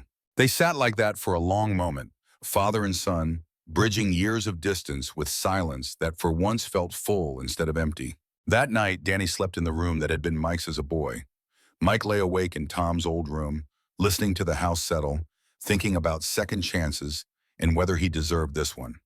He thought about the 4 parcels still waiting to be found, about the lessons they might hold, about whether he was strong enough to learn them. The next morning, Mike woke to find Danny already up, making coffee in the kitchen. They ate breakfast together as weak February sun filtered through the windows. Then Mike asked if Danny wanted to help with the day's work. What needs doing? I want to find the 4th parcel. Mike retrieved the envelope from the toolbox. Been waiting for the right time. I think this is it. He showed Danny the instructions. Where I taught you to fish. The secret spot. Danny read them and looked up. You know where that is? Willow Creek, about 2 miles east. Your great-grandfather used to take me there when I was a boy. They walked to Willow Creek together through snow-covered fields, carrying shovels and the old fishing poles Mike had found in the barn. The creek ran along what used to be the eastern boundary of the original farm, before Frank lost it, before Tom bought back these 80 acres. The water was frozen, but starting to show signs of thaw along the edges where current ran fastest. This is beautiful, Danny said, looking at the cottonwoods standing sentinel along the bank. Your great-grandfather thought so too. Mike pointed to the big cottonwood on the north side. We used to sit right there. Best spot for catfish in the whole county. They counted 47 steps from the tree. The number again, Tom's signature, his way of saying, you're in the right place. You're doing what I hoped you would do. Mike and Danny took turns with the pickaxe, breaking through frozen earth, working together in the kind of comfortable silence that can only exist between people who trust each other. 4 feet down, deeper than the others, Danny's shovel struck metal. Got something, he said. They cleared away dirt together, Mike and his son working as a team, and lifted out the box. Larger than the previous ones, wrapped in canvas that had kept out decades of moisture. Mike's hands shook slightly as he unwrapped it. Inside was a fishing reel, ancient and well-used. Mike recognized it immediately. The reel he had learned on, the one Tom had patiently taught him to use on long summer afternoons, when the world moved slow and nothing mattered but the feel of line running through water. Beneath the reel was a photograph. Mike and Tom, both younger, both grinning, sitting by this very creek with fishing poles in hand. Mike looked maybe 8 or 9, gap-toothed and sunburned, and completely happy. And Tom, 40 years old, his face open in a way Mike had almost forgotten was possible. I've never seen Grandpa smile like that, Danny said, looking at the photo. Neither have I. Not in real life, anyway. The journal entry beneath was dated July 4th, 1988. Took Mike fishing today for the holiday. Kate packed us sandwiches and we spent the whole afternoon at Willow Creek. Mike caught his first base, a nice one, maybe 2 pounds. I've never seen him so excited. He wanted to bring it home to show Kate, but I convinced him to let it go, told him the fish would remember him and come back bigger next year. He believed me. Kids believe everything at that age. We sat in the shade and ate our sandwiches, and Mike asked me about, when I was his age, if Grandpa Patrick took me fishing. I told him yes, though I didn't tell him how different it was. Patrick was a hard man, didn't believe in wasting time. Fishing was about catching a dinner, not about sitting and talking and watching the water move. He would have thought this afternoon was frivolous. All these hours for one fish we threw back. But I don't care what Patrick would think. This is my time with my son. These are the hours I'll remember when I'm old. Mike's laughter when the fish jumped. The way he looked at me like I knew everything. I wish I could freeze this moment forever. Just me and my boy by the creek. Both of us happy and neither of us worried about tomorrow. I know he'll grow up. I know he'll leave someday. But I hope he remembers days like this. I hope when he thinks about his father, he thinks about afternoons by Willow Creek, about patience and silence, and the way water sounds when you're not trying to do anything but listen.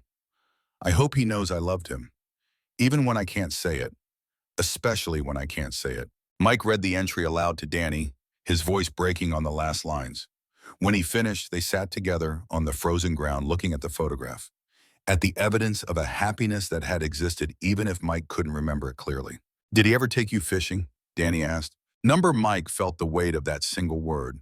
"I was always too busy, always had something more important to do." "You could teach me," Danny's voice was quiet. "Now, I mean, when it gets warmer. You could teach me what he taught you." Mike looked at his son and saw himself at 8 years old, at 12, at 17. Saw the chance to break a cycle, to be different, to choose presence over absence. I'd like that. I'd like that very much. They stayed at Willow Creek until the sun was high, then walked back to the farm carrying the fourth parcel like treasure. That afternoon, Mike showed Danny how to work the farm all, let him drive it around the cleared fields while Mike watched from the ground. Danny was a natural, picking up the rhythms quickly, learning to feel the machine rather than just operating it. That evening, they made dinner together, Danny chopping vegetables while Mike seasoned meat, the two of them moving around the small kitchen in a kind of dance. They talked about everything and nothing, school and work and what mattered, dreams and fears and the future neither of them could predict. Before bed, Danny stood in the doorway of his room and said, "Thanks for letting me come, Dad. Thanks for wanting to. I think I get it now. Why you're here, what you're doing. Yeah? You're learning how to stop running." Danny smiled slightly. "Mom always said you ran from everything, toward work, away from feelings. But you're not running anymore." Number Mike smiled back. "I'm trying not to anyway." After Danny went to sleep, Mike sat at the kitchen table with Tom's journals. He found an entry from the summer of 1988, written the same day as the fishing trip. Tom had added to it later that night after Mike was in bed. Addendum. Mike fell asleep happy tonight. Told Kate all about the fish he caught, how big it was, how hard it fought. She smiled at me across his head and I knew what she was thinking. That these are the good days. That we'll remember them when we're old and Mike is gone. That love isn't always loud or obvious. Sometimes it's just an afternoon by a creek, a father and son with fishing poles, building memories that might matter more than either of us knows. Kate said I should tell Mike I love him before bed, should make it a habit, but I didn't, just ruffled his hair and said sleep tight. Why is it so hard? Why can the words not come? I love my boy fiercer than anything. But saying it feels like exposing something too tender to survive the light. So I don't say it, I just take him fishing and hope that's enough. Mike closed the journal and sat in the quiet farmhouse, thinking about love and language and all the ways we fail to speak what matters most. He thought about calling Danny's room, waking him up just to say I love you. But Danny was sleeping, peaceful and young, and the words could wait until morning. Not because Mike was afraid, but because he had learned that love was more than just words. It was showing up. It was being present. It was teaching your son to fish and drive a tractor and read the land. It was staying when running would be easier. Danny left Sunday afternoon, but the leaving was different this time. There were plans to come back in March, to be here for the spring planting. There was a promise to call every week, to stay connected, to not let silence build walls between them again. "I'm proud of you, Dad," Danny said as he loaded his car, "for doing this, for staying. I'm proud of you too, son." Mike pulled him into a hug, "for giving me another chance." He watched Danny's car disappear down the driveway, then turned back to the farmhouse. The work waited. It always waited, but now it felt less like burden and more like purpose. February turned to March and the land began to thaw. Mike worked harder than ever, preparing for spring planting, clearing the last of the fields, learning from Earl about crop selection and soil amendments, and the 1,000 small decisions that went into farming. But he also found time to rest, to sit on the porch in the evening and watch the sun set over fields that were slowly becoming his. One evening, Sarah Chen stopped by with papers for him to sign, legal documents finalizing his ownership. But she stayed for dinner, and they talked late into the night about loss and starting over, and what it meant to build a life in a place that most people were leaving. "You've changed," she said, studying him across the kitchen table. "You're at peace here." "I am. For the first time in years, I'm exactly where I'm supposed to be." "Your father would be glad." "I hope so." Mike paused. "Sarah, can I ask you something? Did he ever talk about me when you were working on the will?" "All the time." She smiled. "He was worried you wouldn't come, that you'd ignore the letter, sell the land, go back to your old life. But he hoped. He said hope was all he had left." That night, Mike dreamed of his father. Tom stood in the middle of a field green with young corn, healthy and whole like in the old photographs. In the dream, Mike walked to him and they stood together looking at the growing crop. "You came back," Tom said. "I did. I'm glad. I'm sorry it took so long." Tom shook his head. "You're here now. That's what matters." He put his hand on Mike's shoulder. "Keep going, son. You're doing good." Mike woke with tears on his face but peace in his heart. 4 parcels found, 4 lessons learned, Tom's hidden pride, Kate's wisdom about family, Duke's faithful waiting. And now the creek, the memory of perfect afternoons when father and son had been easy with each other, when words hadn't mattered because presence was enough. 4 more to go and spring coming fast, bringing with it the work of planting, the work of trusting seeds to do what seeds have always done. Break open in darkness, push toward light, grow into something larger than themselves. Mike stood and made coffee, watching through the kitchen window as dawn broke over the farm. The farm all waited in the barn. The fields waited for seed, and somewhere in the remaining parcels, his father's voice waited to teach him what he needed to know about legacy and love and the long work of becoming whole. He dressed and walked outside into the March morning. The air smelled different now, softer, warmer, carrying the promise of growth. Mike breathed it in and felt something shift inside him, some final piece of resistance giving way to acceptance. This was his life now, not the one he had planned, not the one he had worked toward for 20 years, but the one he needed, the one that would teach him how to be the man he had always had the capacity to become, if only he had been brave enough to stand still long enough to let it happen. Mike walked to the barn and stood before the farm all. The machine gleamed in the morning light, restored and ready. He climbed up into the seat and sat with his hands on the wheel, feeling the weight of history, the presence of all the men who had driven this tractor before him. Patrick, who bought the land. Tom, who lost most of it and saved what he could. And now Mike, learning to be worthy of what they had left behind. The work waited. It always waited. And Mike was finally ready to do it. January came in hard, the coldest month in Iowa memory. The thermometer outside the kitchen window read -18 on the morning Mike found the 4th envelope. He had been working the land for 4 months now, his body transformed into something he barely recognized. Lean and strong, hands like leather, face weathered by wind and sun, and the particular kind of aging that comes from honest work. The 4th parcel's instructions had seemed simple at first. "Where I taught you to fish." The secret spot. But Mike had spent 3 weeks searching every creek and pond on the property, digging in frozen ground until his shoulders screamed, finding nothing. It was Earl who finally reminded him. "Your daddy didn't teach you to fish on this property," Earl said one afternoon, warming his hands by the wood stove. "He took you to Willow Creek about 2 miles east. That was his secret spot." Willow Creek ran along what used to be the eastern boundary of the original Brennan farm, back when it was 320 acres instead of 80. The land there belonged to someone else now, sold off when Frank lost everything.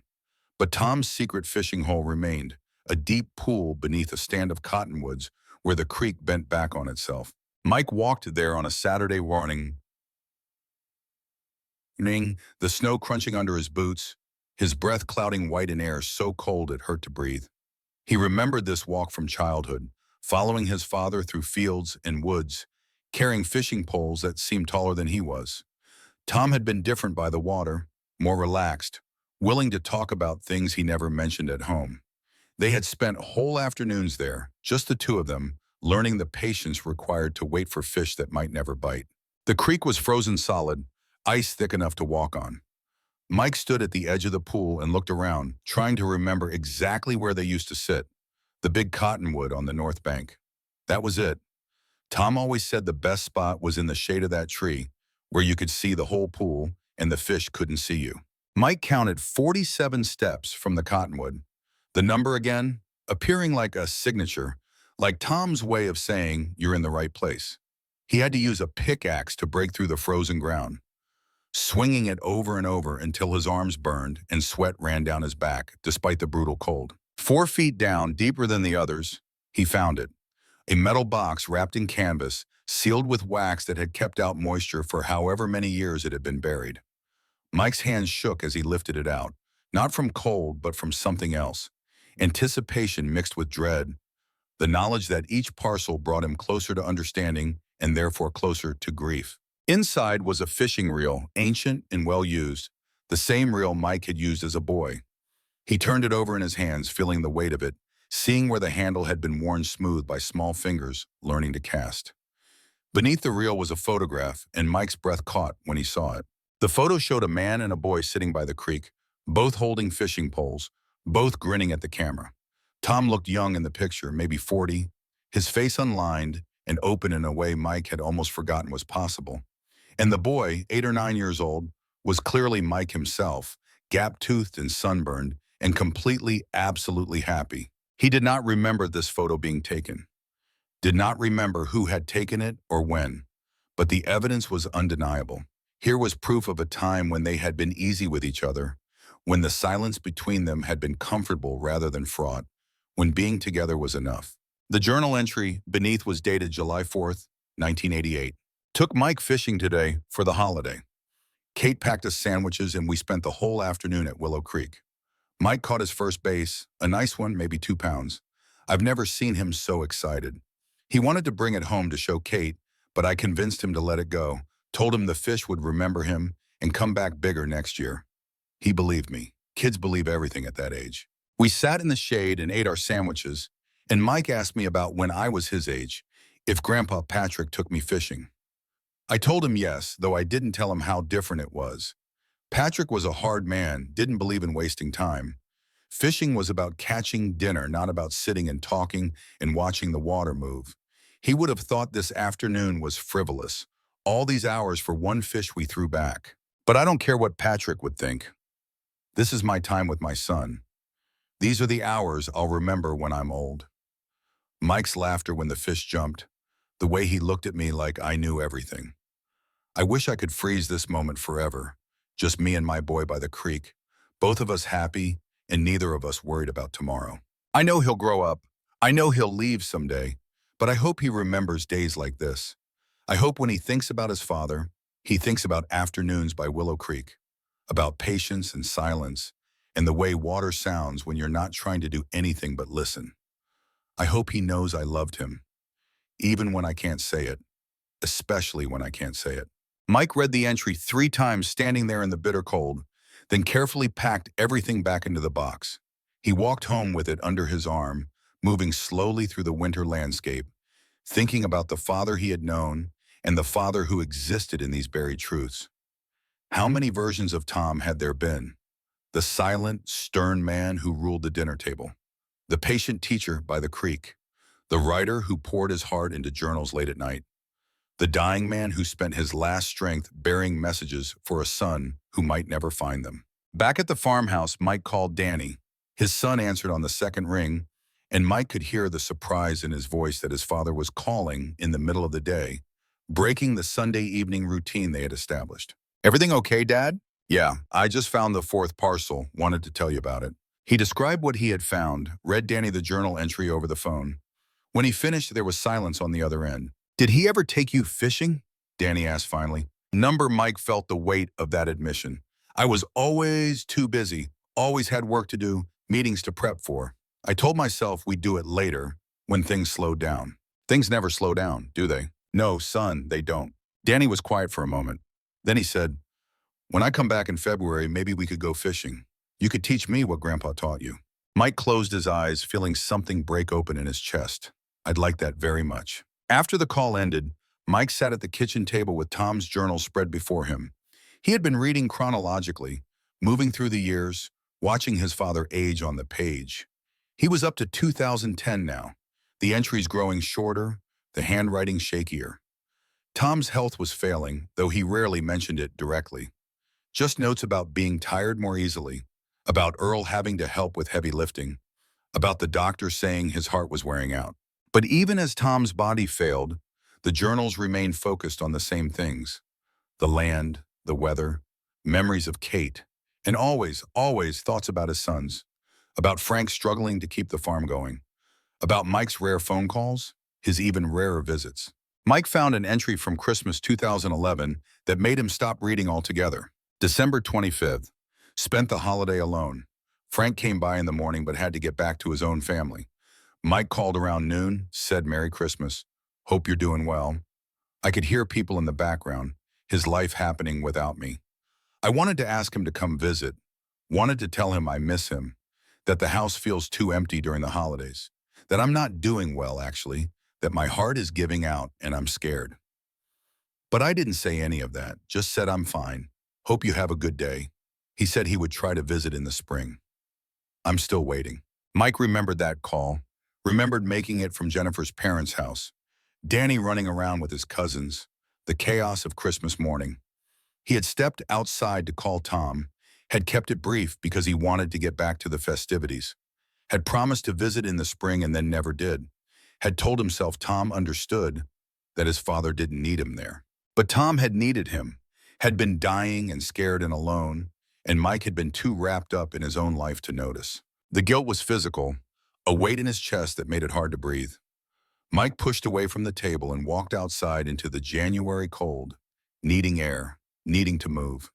He walked to the barn and stood looking at the farmall, this machine that his father had lovingly restored, this symbol of everything Tom had tried to pass down. I'm sorry, Mike said out loud to the empty barn. I'm so sorry I wasn't there. The wind picked up, rattling the barn walls, and Mike thought he heard his father's voice in it. Not words exactly, but something. A presence. A forgiveness he did not deserve, but maybe Tom was offering anyway. He spent the next week working harder than ever, as if physical exhaustion could burn away regret. He cleared another 10 acres, repaired the entire north fence line, rebuilt a collapsed section of the barn wall. Earl came by and told him to slow down, that he was going to hurt himself. But Mike could not slow down, could not stop moving because stopping meant thinking and thinking led to places too dark to navigate. On the last Saturday of January, a truck pulled into the driveway. Mike looked up from the fence he was mending and did not recognize the vehicle. A man climbed out, tall and broad-shouldered, moving with the careful stiffness of someone whose body had been worked hard for too many years. It took Mike a moment to place him, and when he did, his stomach dropped. Frank, his brother, 52 years old and looking 60, weathered by failure and hard living. They had not seen each other since their mother's funeral 12 years ago, and that meeting had been brief and uncomfortable. Two strangers bound by blood and nothing else. Frank walked toward him slowly, hands in his pockets. He stopped about 10 feet away, studying Mike like he was trying to match this man to the younger brother he remembered. Heard you were out here, Frank said finally. His voice was rough, like he had spent too many years smoking in bars. Though Mike did not know if that was true, he knew almost nothing about Frank's life. Yeah, Mike set down his tools. Been here since October. Earl told me. Said you're trying to work the land, fulfill the will. That's right. Frank looked around at the cleared fields, the repaired barn, the evidence of months of hard work. You did all this yourself? Mostly. Earl helped some. Frank nodded slowly and Mike could not read his expression. Then Frank said, I need to talk to you about Dad, about what happened. They walked to the house in silence, neither sure what to say to the other after so many years of absence. Inside, Mike made coffee while Frank sat at the kitchen table, looking around at the unchanged interior with something like pain on his face. I grew up in this house, Frank said quietly. Lived here until I was 23. Thought I'd live here the rest of my life. Mike poured coffee and sat across from him. What happened, Frank? With the farm. I know you lost it, but I don't know the details. Frank wrapped his hands around the mug, staring into the dark liquid like it held answers. Started going bad around 2018. Drought 3 years running, corn prices dropped. I had borrowed heavy to upgrade equipment, figured I could pay it back with good harvests. But the harvests weren't good, they were terrible. Mike listened, seeing for the first time the weight his brother carried. I tried everything, Frank continued. Sold off the livestock, took a second mortgage, borrowed from friends. But it wasn't enough. Bank called the loan in 2022. I had 60 days to come up with $200,000 or they'd auction the place. He laughed bitterly. Might as well have asked me for $2 million. Did you ask Tom for help? Frank shook his head. Dad had already helped too much. Gave me his savings twice, cleaned out his retirement account. I wasn't going to bleed him dry, so I let it go. Watched them auction off 320 acres that had been in our family since 1948. Watched strangers bid on Grandpa Patrick's legacy. Dad stood there with me and didn't say a word, just stood there crying. Mike felt sick. I didn't know, nobody told me. Would you have cared? Frank's voice was not accusatory, just tired. You'd been gone for years, Mike. Made it clear you wanted nothing to do with this place or us. Why would I call you to watch me fail? I would have cared. Mike's voice cracked. Frank, I'm sorry. I should have been here. Should have helped. Frank looked at him directly for the first time. You think money would have fixed it? You think 50,000 or 100,000 from your big city salary would have saved the farm? It wouldn't have. I was too far gone. I made bad decisions and the land made me pay for them. Still, you're my brother. I should have at least been here. They sat in silence for a while, two brothers who had grown up in the same house and then become strangers, now trying to find their way back to something resembling family. Finally, Frank spoke again. Dad bought back 80 acres at the auction. Did you know that? Sarah told me. He used everything he had left. His Social Security, the life insurance from Mom, every penny. Bought the worst 80 acres, the ones nobody else wanted because the soil was exhausted. Frank smiled slightly. Then he spent 2 years trying to fix it. Old man in his 70s, out there every day with that damn farm all, turning compost into the soil, planting cover crops, trying to heal what decades of chemical farming had destroyed. Why? Frank met his eyes. For you. He said it straight out. Said Frank already had his chance and blew it. But Mike deserved a chance too. Said you'd come back eventually, and when you did, you'd need something to come back to. Mike could not speak around the lump in his throat. I was angry when I found out, Frank said. Angry that he gave up on me and put his hope in you instead. The son who left, who barely called, who couldn't be bothered to visit. That stung, but I get it now. He was trying to save something, and maybe he was right. Maybe you can do what I couldn't. I don't know what I'm doing, Frank. I'm not a farmer. Neither was I, really. I just thought I was. Frank drained his coffee. Look, I didn't come here to rehash old wounds. I came to tell you something. Dad left me something too. Not land or money. A letter. Sarah gave it to me after he died. What did it say? That he loved me. That he was proud of me for trying even though I failed. That failure doesn't make a man worthless. It makes him human. Frank's voice went rough. He said my inheritance wasn't property. It was responsibility. Said I needed to watch over you, help you figure this out, be the big brother you needed. He laughed. Took me 4 months to work up the courage to come here. Mike thought about his father's last months, dying alone, writing letters to sons who were not there, burying parcels and making plans and hoping against hope that somehow it would matter. The grief was overwhelming. I miss him, Mike said. I didn't think I would. We barely spoke for years. But I miss him so much, it hurts. Yeah, Frank nodded. Me too. They talked through the afternoon, the conversation flowing easier as the hours passed. Frank told stories Mike had never heard, about growing up on the farm, about their grandfather Patrick's iron rule, about Tom's quiet rebellion against that hardness, his determination to be a different kind of father even though he did not always know how. And Mike told Frank about the parcels, about what he had found in each one, about the journals he was reading. Frank asked to see them and Mike brought out the stack of notebooks, decades of Tom's careful record keeping. Frank opened one at random and read silently for a long time. He wrote about me, Frank said quietly, surprise in his voice.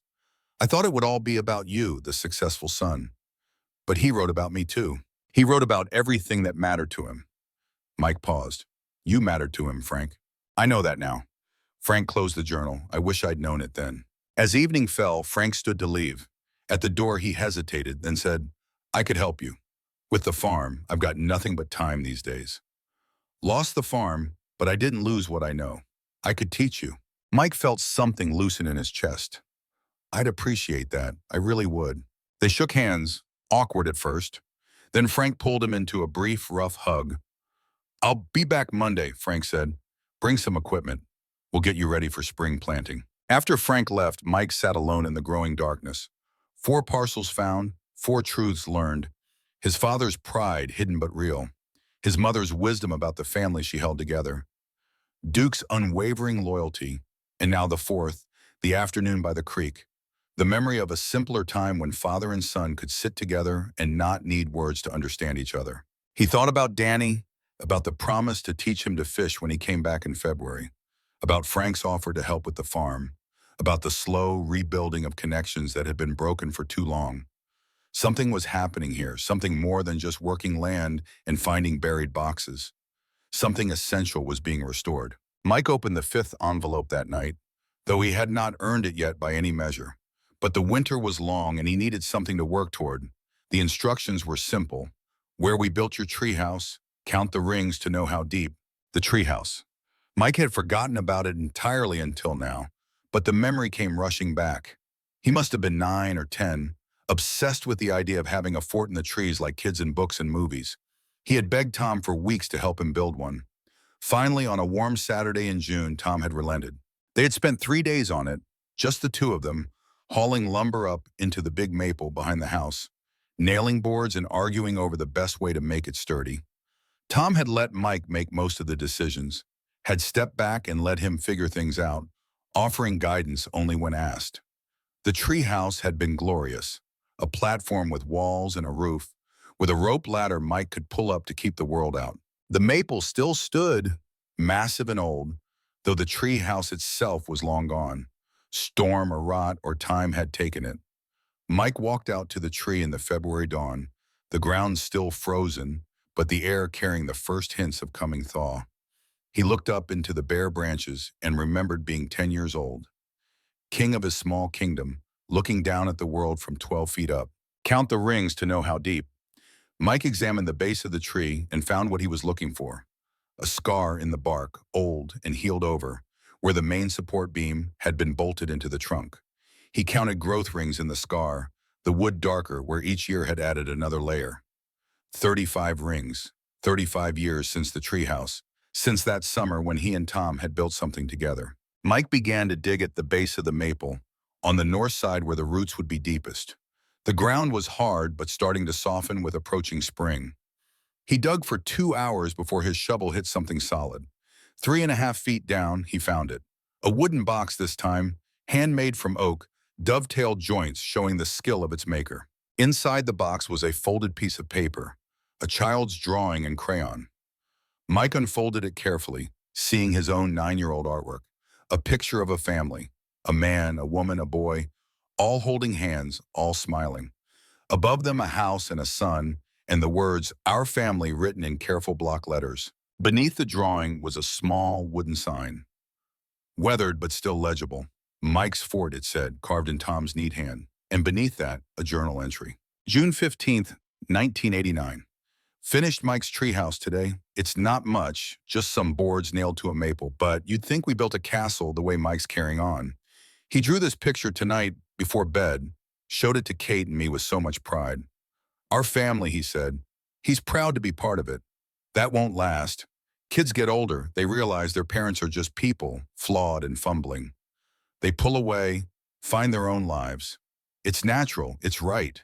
But for now, for tonight, Mike thinks his family is perfect.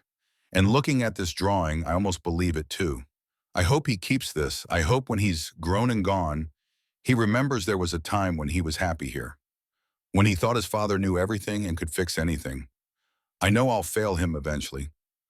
I'll say the wrong things or not say the right things. I'll be too hard or not hard enough. But for today, I'm his dad and that's enough. That's everything. Mike sat at the base of the maple with the drawing in his hands, looking at the stick figures he had drawn 35 years ago. 3 people holding hands. A family that seemed unbreakable to a 9-year-old boy who did not know yet how easily things could fall apart. His mother was gone. His father was gone. But here was the evidence that once, briefly, they had all been happy together. Once there had been a treehouse and a drawing and a man who loved his son enough to save both. He heard a vehicle and looked up to see Frank's truck coming up the driveway. His brother climbed out carrying tools and a bag of what looked like seed samples. Frank saw Mike sitting under the tree and walked over. "You found another one?" Frank said, looking at the open box. "The 5th, the treehouse. I remember that thing." Frank smiled slightly. "You wouldn't let me up there, said it was your fort and brothers weren't allowed. I was 9, I was an idiot." "You were 9, you were a kid." Frank sat down beside him. "What did this one say?" Mike showed him the drawing. Read him the journal entry.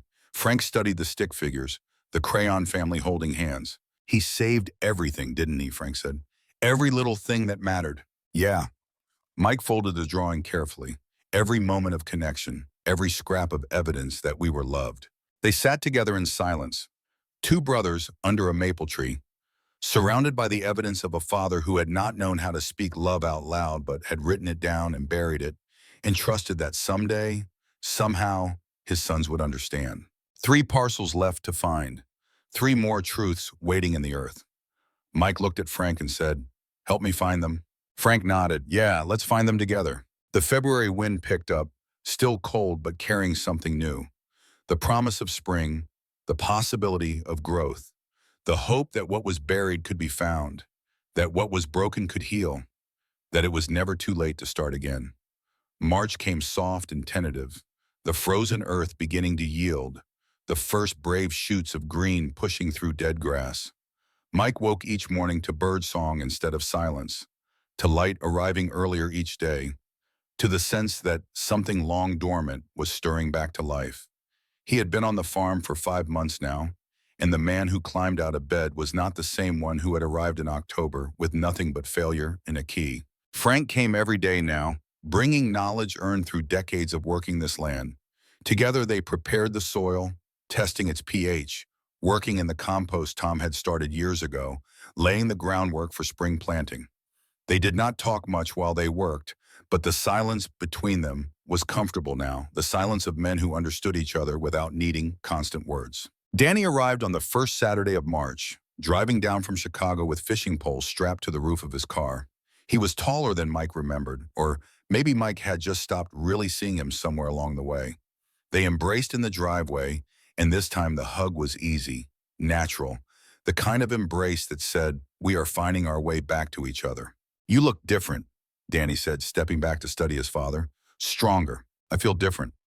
Mike smiled. "Come on, let me show you what we've done."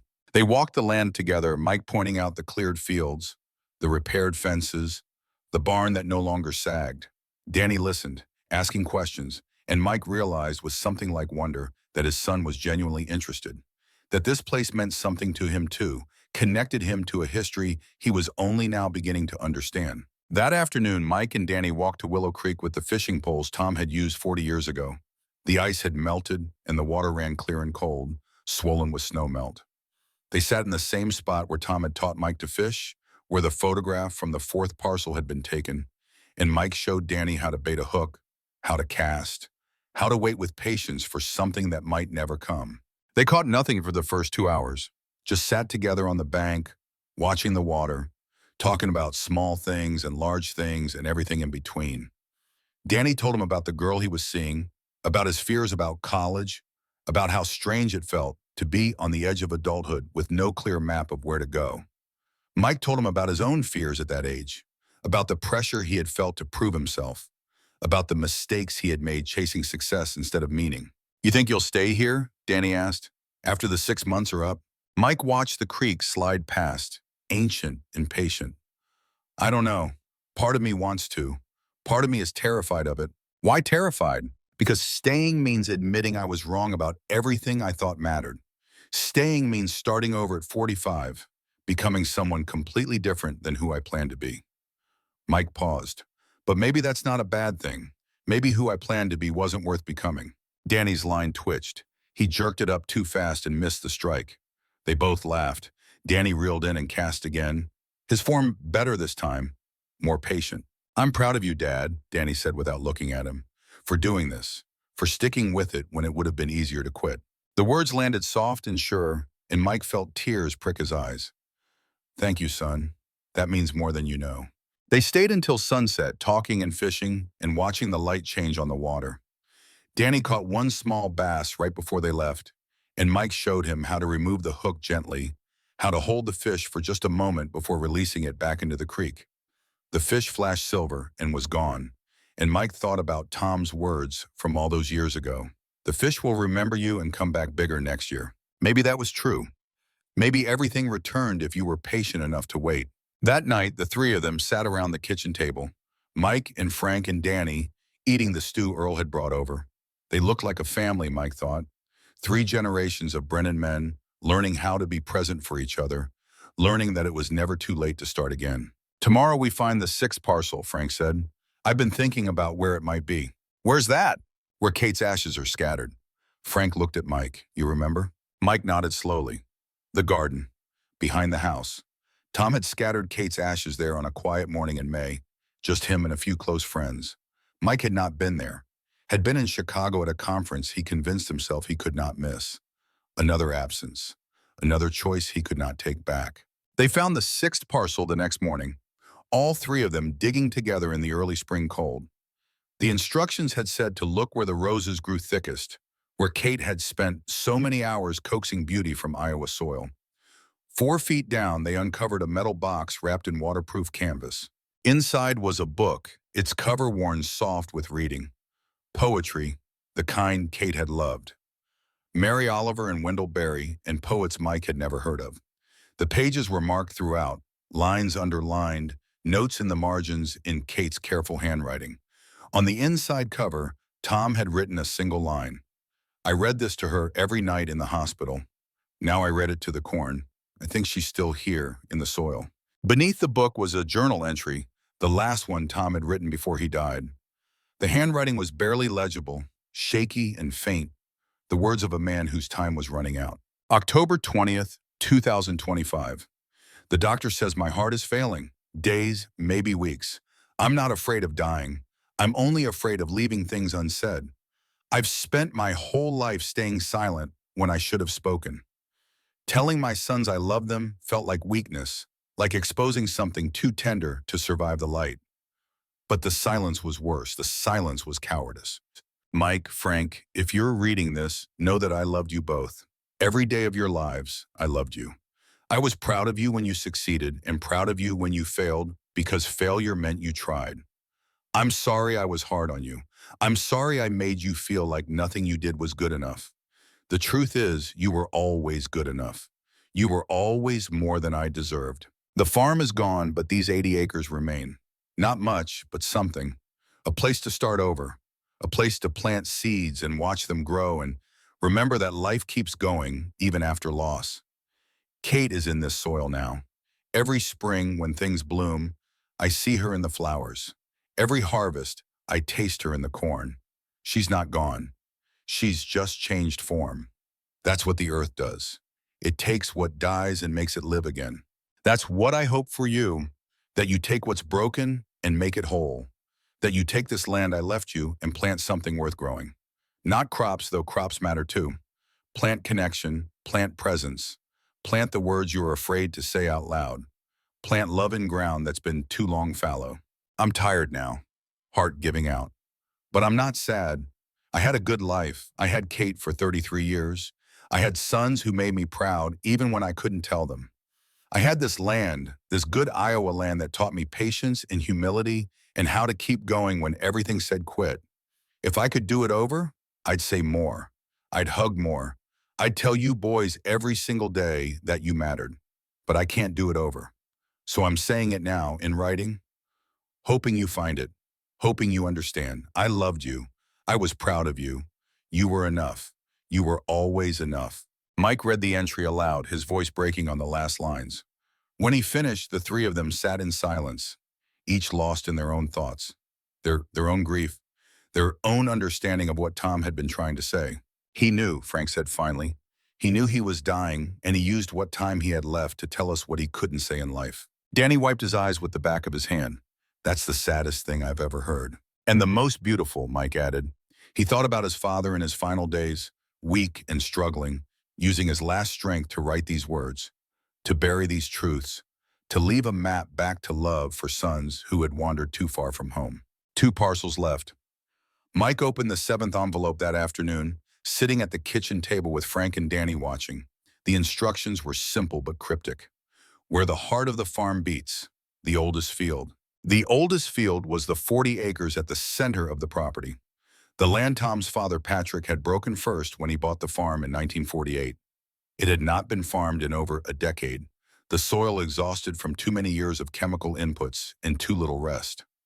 Frank said it was the worst land on the property, damaged beyond easy repair. They walked out to it together, the three of them standing at the edge of the field looking at the dead earth, the sparse weeds, the ground that seemed to have forgotten how to sustain life. Mike thought about the journal entry, about Kate being in the soil, about death changing form into new life. This field looked dead, but maybe it was just sleeping. Maybe with time and care it could wake up again. In the exact center of the 40 acres they began to dig. 6 feet down, deeper than any of the others, they found something that made them all stop and stare. A time capsule, large in metal, marked with the year 1948. This was not something Tom had buried. This was something older, something from the very beginning. Inside the capsule were documents. The original deed to the farm, showing Patrick Brennan's purchase of 320 acres for $8,000. Every penny he had saved from working factory jobs after returning from World War II. There were photographs of Patrick as a young man, lean and serious, standing in front of bare earth waiting to be turned. There were letters between Patrick and his wife Mary, talking about their dreams for the farm, their hopes for the future, their belief that land was the only real wealth, the only thing that lasted. And there was a letter from Patrick, written to future generations, dated September 1st, 1955, the day Tom was born. To my children, grandchildren, and those who come after, this land was bought with blood money, not from war, but from the sweat and sacrifice of men who believed in building something lasting. I am planting this time capsule on the day my son Thomas is born, 1955. I pray he will work this land with honor and teach his children the same. Land is not about ownership. It is about stewardship. We do not own the earth. We borrow it from our children. Every choice we make affects those who come after. Every seed we plant, every tree we cut, every chemical we pour into the soil, it all matters. It all echoes forward in time. I am not a perfect man. I am hard on Thomas already, and he is only hours old. I see in him my own weaknesses, and I am afraid he will fail, afraid I will fail him. But I pray that this land will teach him what I cannot: patience, humility, the knowledge that we are small and the earth is vast and our time here is brief. Take care of this place, honor what came before, build for what comes after. That is all I ask. That is everything. Mike read the letter twice, then handed it to Frank, who read it and passed it to Danny. They stood together in the center of the field, 3 generations holding a message from a fourth, understanding for the first time the weight out of what they had inherited. This was not just 80 acres. This was 77 years of history. This was blood and sweat and dreams and failure, and hope that refused to die even when everything said it should. The soil is dead, Frank said quietly. This field, it won't grow anything, not without years of work. Then we do years of work, Mike said. We heal it. That's what Tom was trying to tell us. That what's broken can be fixed if you're patient enough. You really want to stay? Frank looked at him. Give up your old life completely? Become a farmer at 45? Mike looked at Danny, then at Frank, then at the dead field waiting for someone to believe in it again. Yeah, I want to stay. I want to do this. All of it. Then you're crazier than I thought, Frank said. But he was smiling. Okay, we'll heal this field, and when it grows again, it'll be because we did the work together. They found the 8th parcel 3 days later. Mike had earned it now, had fulfilled every requirement of the will. 6 months lived on the land, every parcel found. The work begun in earnest, preparing for the spring planting that would come in just a few weeks. Sarah Chen came to the farm to oversee the opening of the final envelope, the one that held the deed and the bank information and whatever last message Tom had left. But the 8th parcel was not buried in the ground. It was in a locked drawer in Tom's desk, the key taped to the bottom of the 7th envelope. Inside the drawer was a wooden box, beautifully made, with Mike's name carved into the lid. He opened it with shaking hands. Inside was a passbook for a savings account at the local bank. Tom had deposited $85,000 over the last 2 years of his life. Money saved from selling equipment, from Social Security, from every penny he could scrape together. The account was in Mike's name, held in trust until he completed the 6 months. Beneath the passbook was the deed to the 80 acres, signed and notarized, officially transferring ownership from Thomas Brennan's estate to Michael James Brennan. The farm was his now, all of it, the land, the house, the barn, the exhausted soil, and the patient earth, and the history buried in every acre. And beneath the deed was a letter, The last letter, Tom's final words. Dear Mike, if you're reading this, you made it. 6 months. You stayed when you could have run. You worked when you could have quit. I'm proud of you, son. Not because you finished, but because you tried. This farm isn't your prison. It's your foundation. You can sell it tomorrow and leave. That's your right. Or you can stay and build something new. Whatever you choose, know this. I loved you every single day of your life. I'm sorry I didn't say it enough. I'm sorry I let silence build walls between us. I'm sorry I didn't call more, didn't visit, didn't tell you that your success in Chicago made me proud even though it took you far away. I'm sorry for every harsh word, every time I made you feel like you weren't enough. You were always enough, Mike, more than enough. The 8 parcels weren't about treasure. They were about showing you what I couldn't say out loud, that every memory we made on this land mattered, that you mattered to me more than anything. I'm gone now, but I'm still here, in the soil, in the creek, in the oak tree, in that old tractor. And I'm proud, so damn proud, your father, Thomas Brennan. The real parcel number 8 is whatever you choose to plant this spring. Make it count. Mike read the letter 3 times, tears running down his face, not caring who saw. Sarah handed him a tissue and stepped back, giving him space for his grief. Frank put a hand on his shoulder and squeezed. Danny stood close, solid and present, and Mike was grateful beyond words for his son's presence. They buried Tom's letter that evening, all of them together, in a small ceremony by the oak tree where they had buried Kate's and Tom's rings months before. Pastor Matthews came and said a few words about legacy and love and the things we leave behind. Earl Watson was there, and Sarah, and a dozen neighbors who had known Tom, who had watched him work this land for 50 years, who understood what it meant that Mike had stayed. After everyone left, Mike stood alone by the tree as sunset painted the sky orange and gold. He thought about his father standing in this same spot, looking out at these same fields, wondering if his sons would ever understand what he had been trying to tell them. Mike understood now. Finally, fully, he understood. It was not about the farm. It had never been about the farm. It was about becoming the kind of man who could stay in one place long enough to see things grow, who could plant seeds and trust them, who could love people imperfectly but completely, who could say, I'm sorry and I was wrong and I love you before it was too late. Mike had spent 45 years running from this place, from his father's silence, from the weight of expectation, from the fear that if he stayed, he would disappear into the same quiet desperation that seemed to define small-town life. But he had been wrong. His father had not been quietly desperate. He had been quietly content. He had found meaning in daily work, in the rhythm of seasons, in the knowledge that he was part of something larger and longer than his own brief life. Spring came in a rush of green and bird song and warming earth. Mike and Frank and Danny planted the fields together, working from dawn until dark, their hands in the soil, their backs bent to the ancient work of coaxing food from dirt. They planted corn in the good fields, the ones that had rested and recovered. They planted cover crops in the exhausted field at the center, clover and rye and buckwheat, plants that would give more than they took, that would heal what was broken. Danny stayed through April, deferring college for a year to learn farming from his father and uncle. Mike taught him everything he was learning, the lessons Tom had tried to teach him decades ago.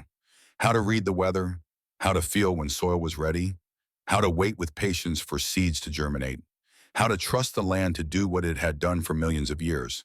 In May, Sarah Chen came to dinner and stayed late, helping Mike wash dishes, while Frank and Danny argued good-naturedly about baseball in the living room. She touched his hand as she dried a plate and said, You've changed. You're happy here. Mike looked at her, really looked at her, seeing for the first time the loneliness in her eyes that matched his own, the hunger for connection, for something real. I am happy. For the first time in years, I'm happy. She smiled. Your father would be glad. They started dating slowly, carefully, two people who had both been hurt learning to trust again. Sarah came to the farm most weekends, bringing food and laughter and a gentleness Mike had forgotten he needed. She understood grief. She understood starting over. She understood that healing was not linear, that some days you felt whole and some days you felt shattered, and both were okay. By June, the corn was knee-high and growing strong. The cover crops in the center field were lush and green, healing the soil one root at a time. Mike stood in the middle of it all and felt something close to peace. Not happiness exactly, not yet, but the possibility of happiness. The knowledge that he was building something worth keeping. Frank brought his wife to Sunday dinners. Danny invited the girl he was dating, a quiet brunette who helped with the chickens and laughed at Frank's terrible jokes. The farmhouse that had been silent for so long filled with voices and life, and the particular warmth that comes from people choosing to be together not because they have to, but because they want to. One evening in July, as sunset painted the fields gold, Mike sat on the porch with Tom's journal open in his lap. He had read every entry now, all 40 years of his father's quiet observations, his fears and hopes and carefully recorded love. And now Mike was adding to it, continuing the record. July 15th, 2026, he wrote, harvested the first vegetables today. Tomatoes and squash, not much but something. Danny helped. He's good at this, better than I was at his age. Patient and careful and unafraid of hard work. I think he'll stay, make this his life. That makes me proud in a way I can't quite explain. Frank came by with news that his wife is pregnant. They're going to name the baby Thomas if it's a boy. Second chance at family, second chance at getting it right. We're all getting second chances here. Sarah and I are talking about the future. Nothing decided yet, but talking. Feels good to imagine tomorrow with someone, to not be so alone. Dad would like her. Mom would have loved her. The corn is chest high now, strong and green and reaching for the sky. The center field is healing slowly, the cover crops doing their work. Give it 2 more years and we'll plant there again. Patience. Everything here teaches patience. I miss you, Dad. I wish you could see this. Wish you could see what we're building, what your sacrifice made possible. But I think maybe you do see it. I think you're here in ways I'm only beginning to understand. In the soil that grows food, in the creek that runs clear, in the oak tree that stood witness to 3 generations now. You're here, and I'm grateful. Mike closed the journal and looked out at the land he had inherited, the legacy he was now responsible for. 80 acres of Iowa earth, good and bad, healing and healed. It was not much in the grand scheme of things, but it was enough. It was everything. That night, he dreams of his father. Tom stood in the middle of the cornfield, young and strong like in the old photographs, and he was smiling. In the dream, Mike walked to him and they embraced, and Tom said the words he had never said in life. I'm proud of you, son. You did good. When Mike woke, his face was wet with tears, but his heart was light. He got up and made coffee and watched the sun rise over the farm that was now his home. The farm all sat in the barn, waiting for the day's work. The fields stretched green and growing. The house no longer felt empty. He called Danny, who answered sleepy and confused. It's 6 in the morning, Dad. What's wrong? Nothing's wrong. Mike smiled. I just wanted to tell you I love you, and I'm proud of you. Silence on the other end, then Danny's voice, thick with emotion. I love you too, Dad. After the call, Mike walked outside into the early morning light. He walked to the oak tree where his parents rested together in the earth. He walked to the barn and ran his hand along the farmall's warm metal. He walked to the center of the oldest field and stood among the healing plants, feeling the sun on his face. This was the harvest Tom had meant, not corn or wheat or any crop that could be measured in bushels and dollars. The harvest was this: connection restored, silence broken, love spoken before it was too late. A man learning to stay when everything in him wanted to run. A father and son finding their way back to each other. Brothers rebuilding what had been broken. Land being healed by patient hands and faithful work. Mike stood in that field and understood finally what his father had been trying to teach him all along. That wealth was not in what you earned, but in what you built. That success was not in climbing higher, but in putting down roots deep enough to weather any storm. That love was not in the words you said, but in the daily choice to show up, to be present, to do the work even when it was hard. The spring planting was done. The summer tending was underway. And someday, when the season turned and the fields were ready, there would be harvest, real harvest. The kind you could hold in your hands and know you had made it through another year. But the harvest that mattered had already come. Mike Brennan had planted himself in Iowa soil. And against all odds, despite all his failures and fears and the years he had wasted, he was growing. He was healing. He was becoming the man his father had hoped he might be. The man he had always had the potential to become if only he had been brave enough to stay still and let it happen. The sun climbed higher. The day's work waited. Mike walked back to the farmhouse, to the life he was building one choice at a time, to the future that had seemed impossible 6 months ago, but now felt inevitable. He was home. Finally, fully, he was home. And in the earth beneath his feet, in the soil that held his parents and his history, and 77 years of Brennan's sweat and dreams, something essential was growing. Not just corn, not just crops, but legacy, connection, love that outlasted death and silence, and all the ways we fail each other. Love that waited patiently in buried boxes and journal entries and restored tractors. Love that said you are enough. You were always enough. Come home. Mike had come home, and the land, patient as always, had been waiting for him all along.